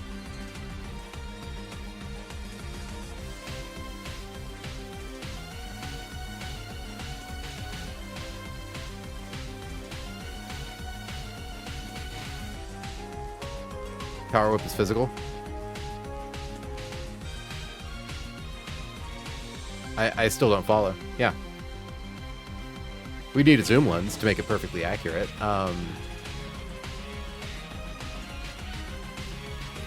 Oh, you're right. Yeah, toxic. Tackle. Okay. Same difference though, right? It's you still take 1/16 of your max HP. Yes. You same goose, different hen house. I don't know. I mean, theoretically, there's also a version where we just sack Roserade. Use Roserade to get in a fuckload of damage with Leaf Storm, and then get in Barrascuda. I don't even think, yeah, Barrascuda could KO with Liquidation, I think. Seismitoad can chain too if it's supremely lucky. Damn, it's a shame I don't have mine anymore. That seems so viable. That seems like such a realistic option. There are also potentially lines if I, like, open with a Tailwind guy, but, like, I don't want to sack Aerodactyl for this. Yeah, okay. So, pre-damage, Sep to...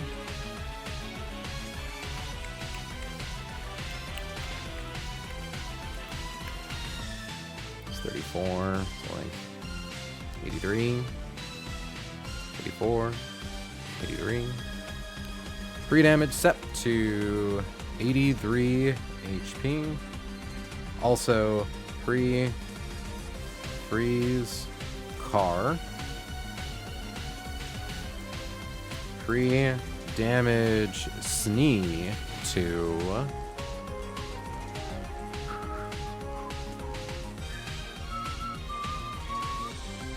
Confirming something. Aegis Slash, Shield, yeah.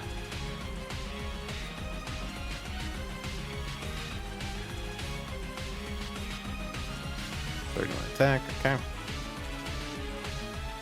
54 plus. The lowest possible roll of Leaf Storm is 59. So pre-damage Snee to 113 HP. Oh, hello, kitty cat. Would you like to say hello to the people? Dearest critter. Pre-damage Gren to... It's literally like 80, right? Beast. Chat. Beast.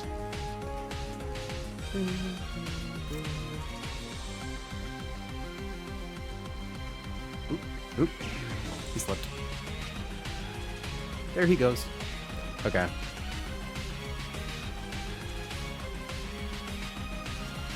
So, low roll flash cannon, so 80 plus 80.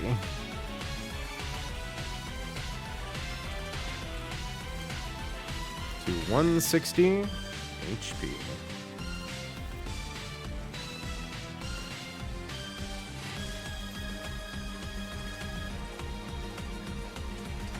Okay, pre-freeze Caracosta.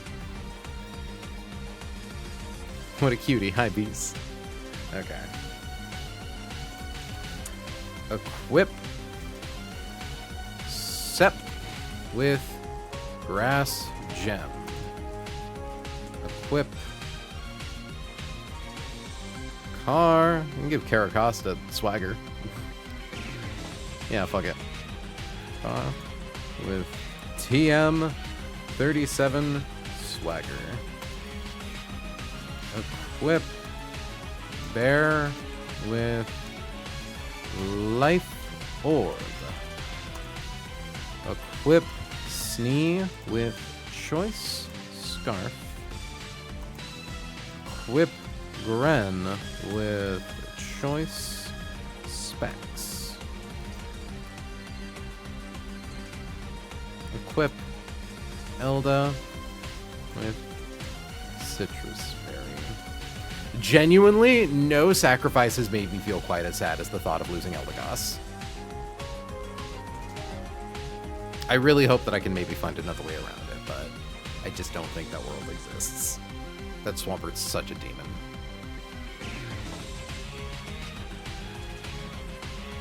And it's like, I would totally run Roserade, but unfortunately, +1 speed Roserade doesn't outspeed Swampert. Because then I could sack any Tom, Dick, or Harry to it, but... Where is she? Like, Choice Scarf against Mega Swampert, 288 versus 346. Because, like, if I could substitute Sneasler for Roserade, but it just don't work. The alternative is an incredibly risky line where we use Power Whip Gyarados, but if we get Frozen, if we get, like, Liquidation Defense Drop, if we get Crit, like, there's so many things that can go wrong. It's free if we swap into Earthquake, but that's if we swap into Earthquake.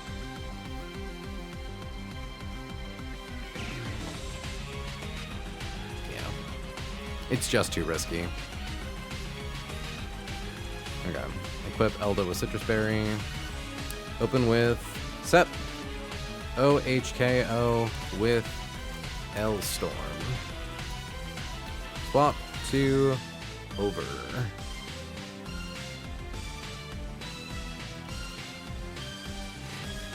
Swap to Car.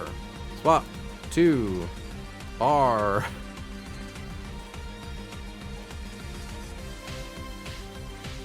F, turn to Car to sack into Bar. KO with Liquidation. Swap to Sep. F, turn to Snee. KO with P-Jab. Swap to Iggy.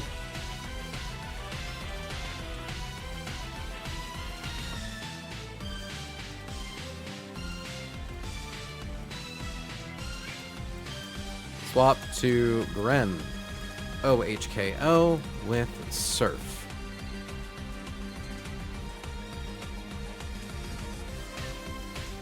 Swap to Zap. OHKO with Surf.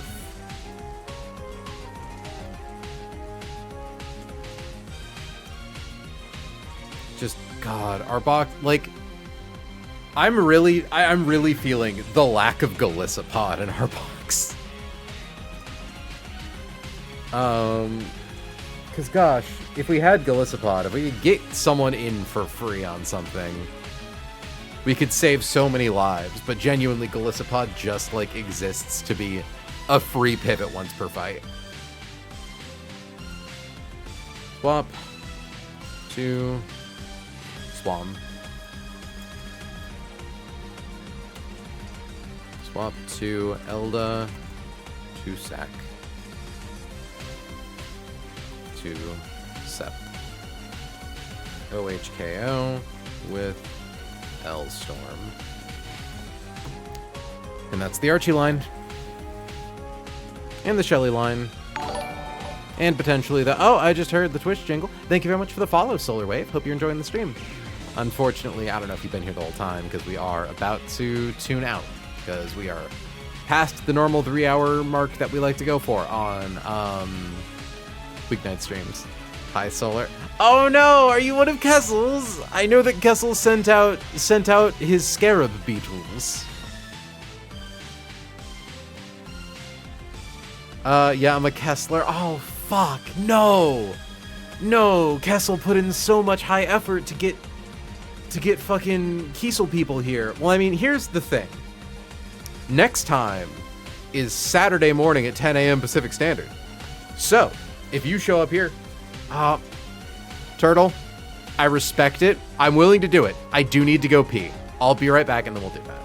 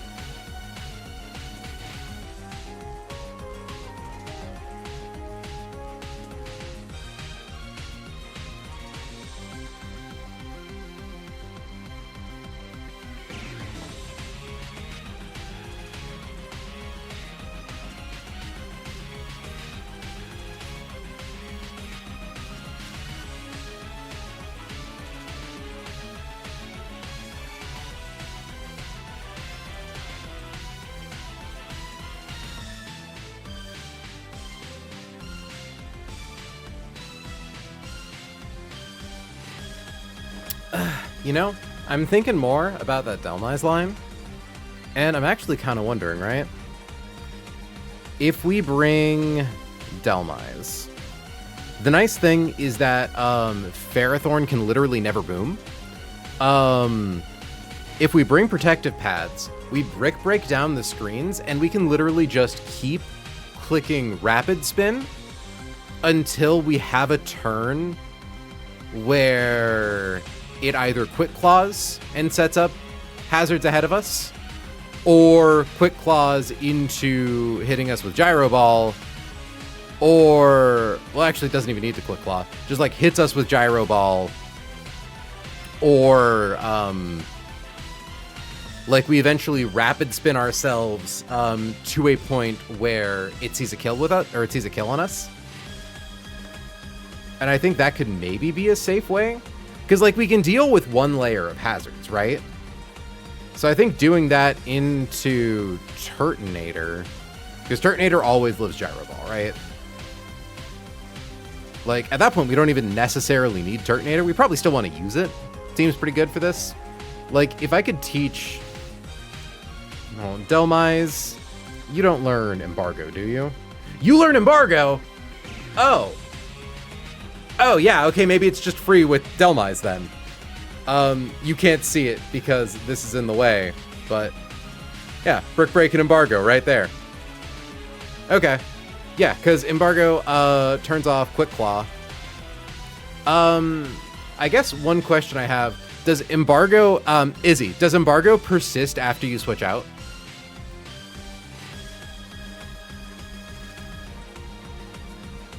Because I know that some of those moves don't last when you swap.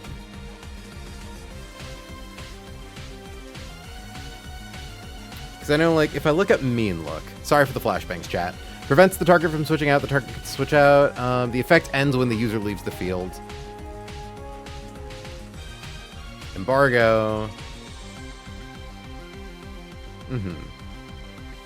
Okay. My sensitive fucking eyes. I'm sorry, Kessel. Does Embargo persist if the user switches out? Because, like, that's some insanely useful tech if we can confirm, like... Because especially that means that Delmise never risks dying to Gyro Ball, right? We turn 1 Brick Break, turn 2 Embargo, turn 3 Rapid Spin. Given we have to get rid of, like, most of our moves, but that's, I mean, fuck it. We're not clicking Delmise into anything anyways. I've never actually used that. I just thought it worked like taunt.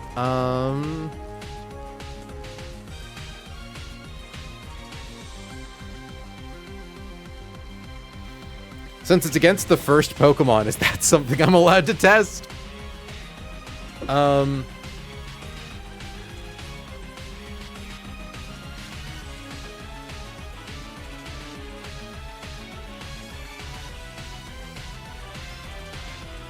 Because, like, okay, let's assume it's not first turn out, right?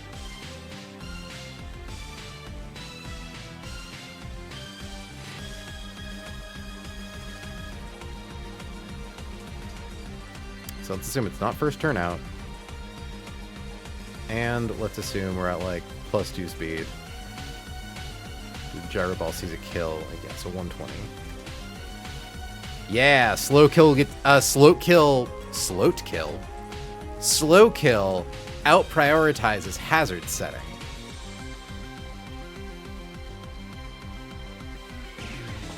Yeah, no, I actually... This might be so consistent that it saves Rapidash's life. Wait. Because if we can guarantee that there are no hazards, we know what oh no, because Primarina still baits either no damage or max damage into Garchomp. This ups our ability to, like, control the fight substantially.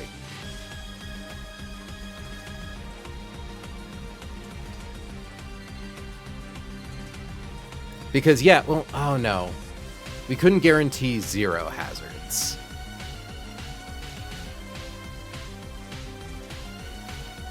No, I think we can only guarantee minimum 1 hazard. Because if Ferrothorn's slower than us, if we disable Quick Claw, so once we rapid spin away hazards, like the idea is that we can stop it from using hazards on future turns. Yeah, so I do think this is a new, better line. Assuming that Embargo works after switch out. I'm sorry, Solar Wave. You came here to see me talk about assorted Pokemon's fuckability, not nerd-ass math shit. Let me Google Embargo in Dexcord. I love math, so that's good. I have Embargo guy that doesn't have knock. Embargo's distribution kind of sucks.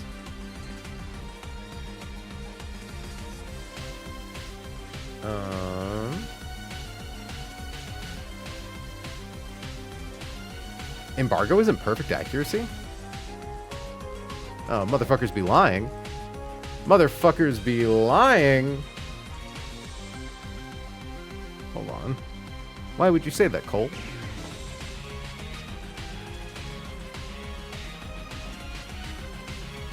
I am only comfortable in the presence of numbers. Oh, that's good.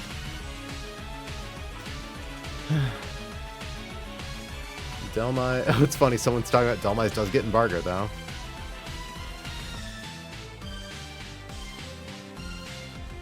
Oh, they're probably talking about using Embargo on like a Bright Powder mod to turn off the effect of Bright Powder.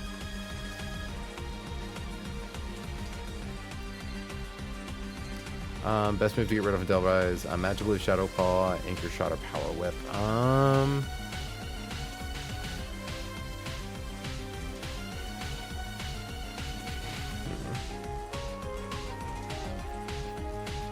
Here, I can probably just Google it, honestly. Gonna get it open in a separate tab so I don't flashbang you all with Bulbapedia ads. Pokemon, does Embargo last after you switch out?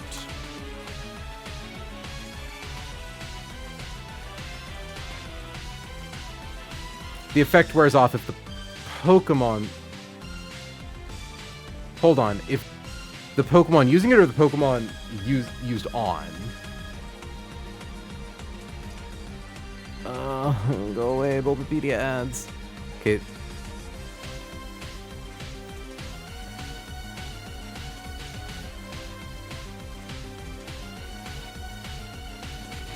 Yeah, no, it's like, for 5 turns, the target's held item has its effects negated, and its trainer cannot use items from its bag on it. This effect wears off if the Pokemon switches out. Does it mean the Pokemon I'm targeting, or the Pokemon who used it?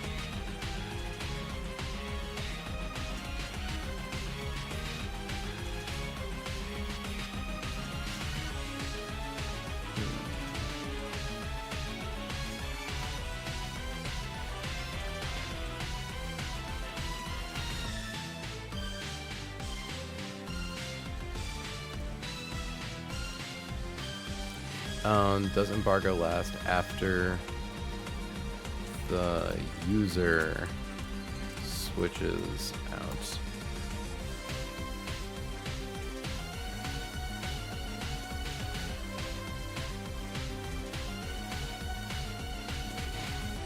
If you embargo, the item doesn't exist until the opponent switches out, so they can use it in their 11-year-old GameFAQ post.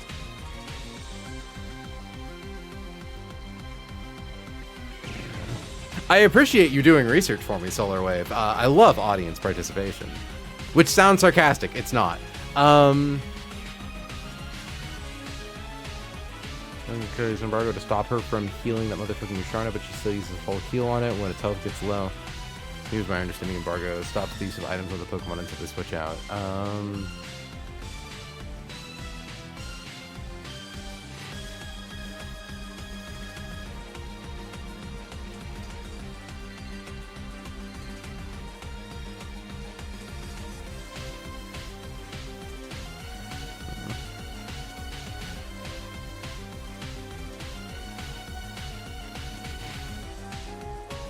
I can load up a showdown battle real quick. Might help.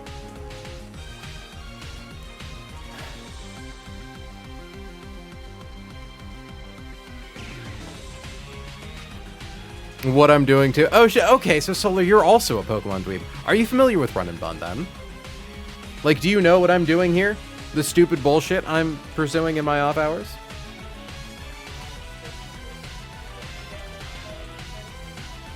Yeah, no, I'm about to. Because I was going to say, I can't get too lost in the sauce.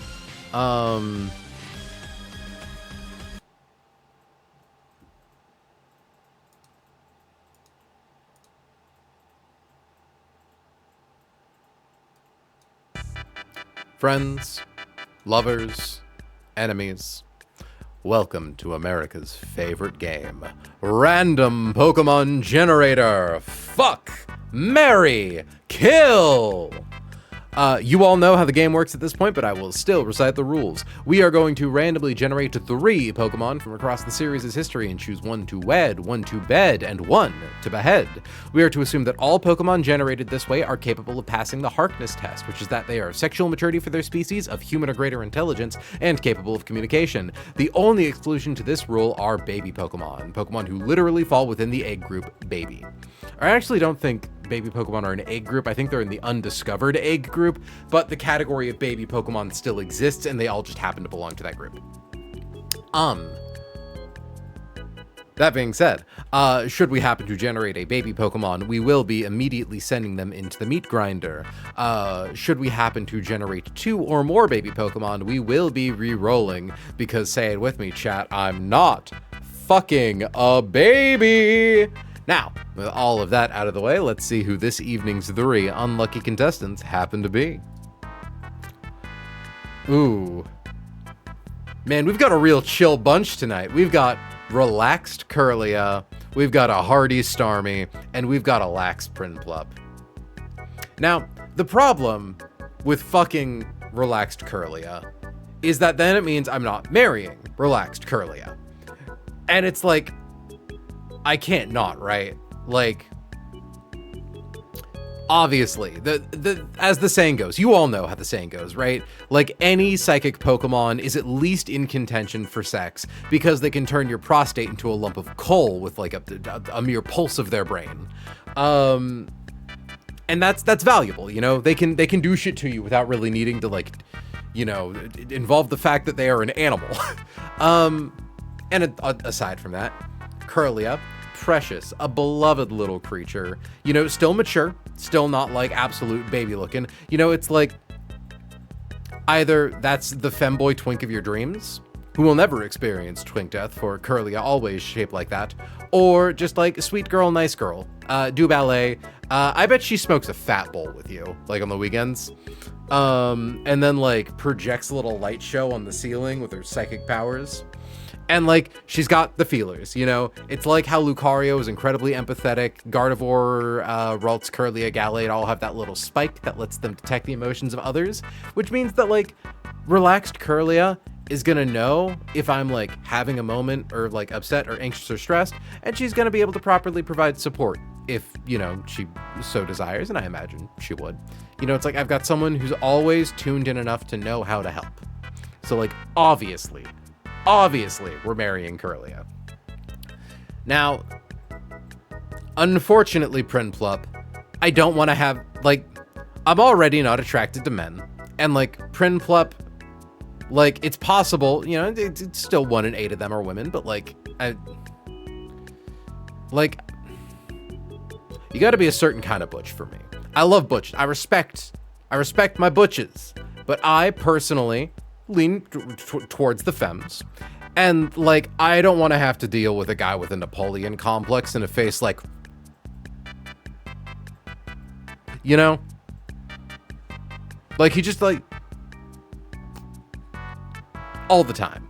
I don't want to fuck that. Like I don't want him. I don't want to go look at.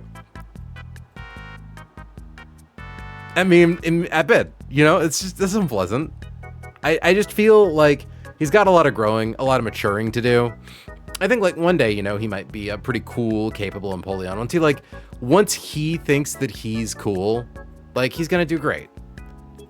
But until then, like, resting squunch face.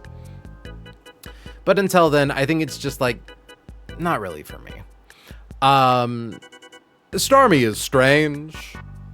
But as mentioned before, it is a psychic type and thus can turn my prostate into a lump of coal should it desire.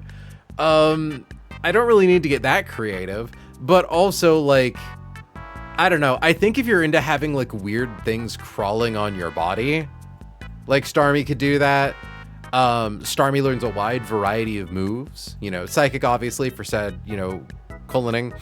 We made the joke before about Clauncher and the sexual enema. Technically speaking, Starmie can learn Hydro Pump. It's got Thunderbolt if you want some semi-lethal electric play. I think it can do things. And I think it's got a lot of interesting places to hold on to. It said, I'm studying polymorph magic specifically for prostates. Well, no, it's not that it's polymorphing your prostate. It's that it's using its psychic powers to squeeze it until all that carbon condenses into a diamond. Yeah, turn me into a steam engine, statement made by the utterly deranged. And respectfully, it's why Pio gifted me 6 subs earlier, and why Partizay gifted me 5. You're welcome. You're glad that I'm providing joy and light to your life. So I think, you know, it's like bare minimum, Starmie's a psychic type. You can do a lot with that. And I think you could find some fun with some other things. I think if you're like really, really into masochism, like it's got regenerate, it's got natural cure. Like I think if you want to be a little freak, you could just like break off its limbs. I think you could just break off its limbs and then just watch it like squirm and grow them back. I don't know, man. It's a Starmie. Stress toy. Exactly. Stress toy. Well. We cleared the back-to-back. Or not the back-to-back. The gauntlet. Genuinely so glad we took care of the gauntlet. That was really fucking spooky and confusing to try to figure out. But we got it figured out. And that's awesome. And Lucario didn't die. I would have maybe real sad if Lucario died. But Lucario did not die. So we've got a good chunk of people in here right now. I'm going to take a look at the old twitch.bitch, see if there's anyone I can raid into at the moment. Oh, I see Normal's currently live, but are there any run and bun gamers right now? I could raid into Point Crow. Wouldn't that be funny? Run and bun.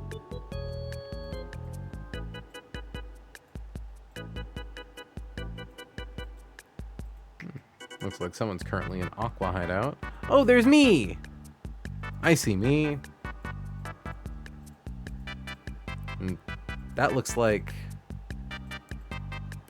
I'm assuming that's Rock Cave. Testing the embargo stuff right now. I'll post the reply in this, the replay in the server. Thank you, Izzy.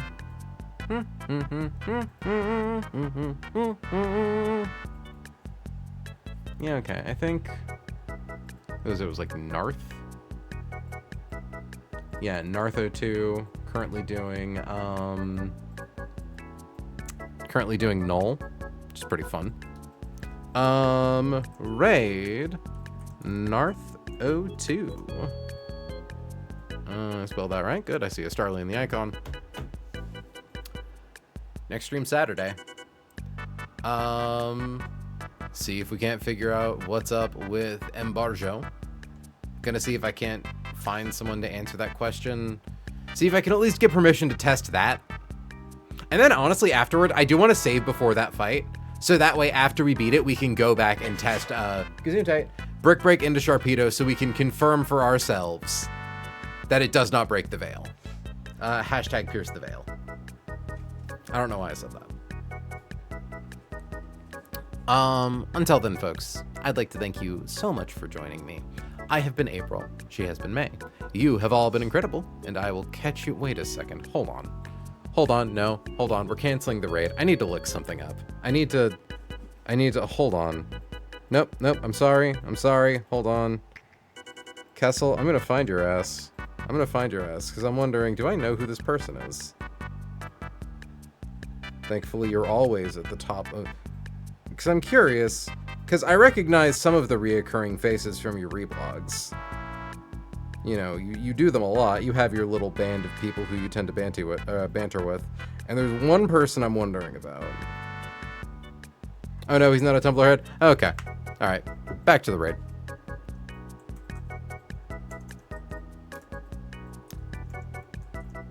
Narth 02. 02. There we go. We're narthing it for real this time, chat.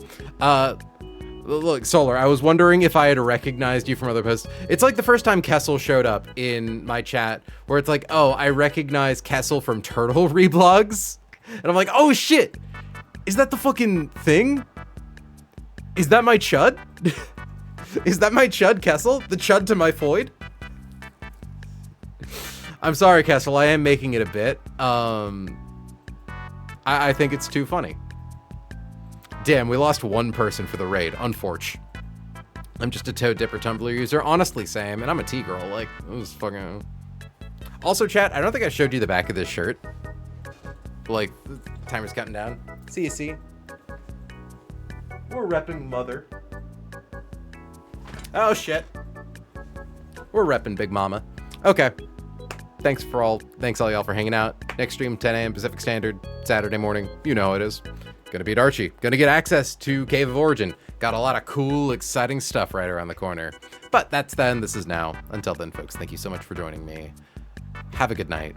Sending out the raid. And ending.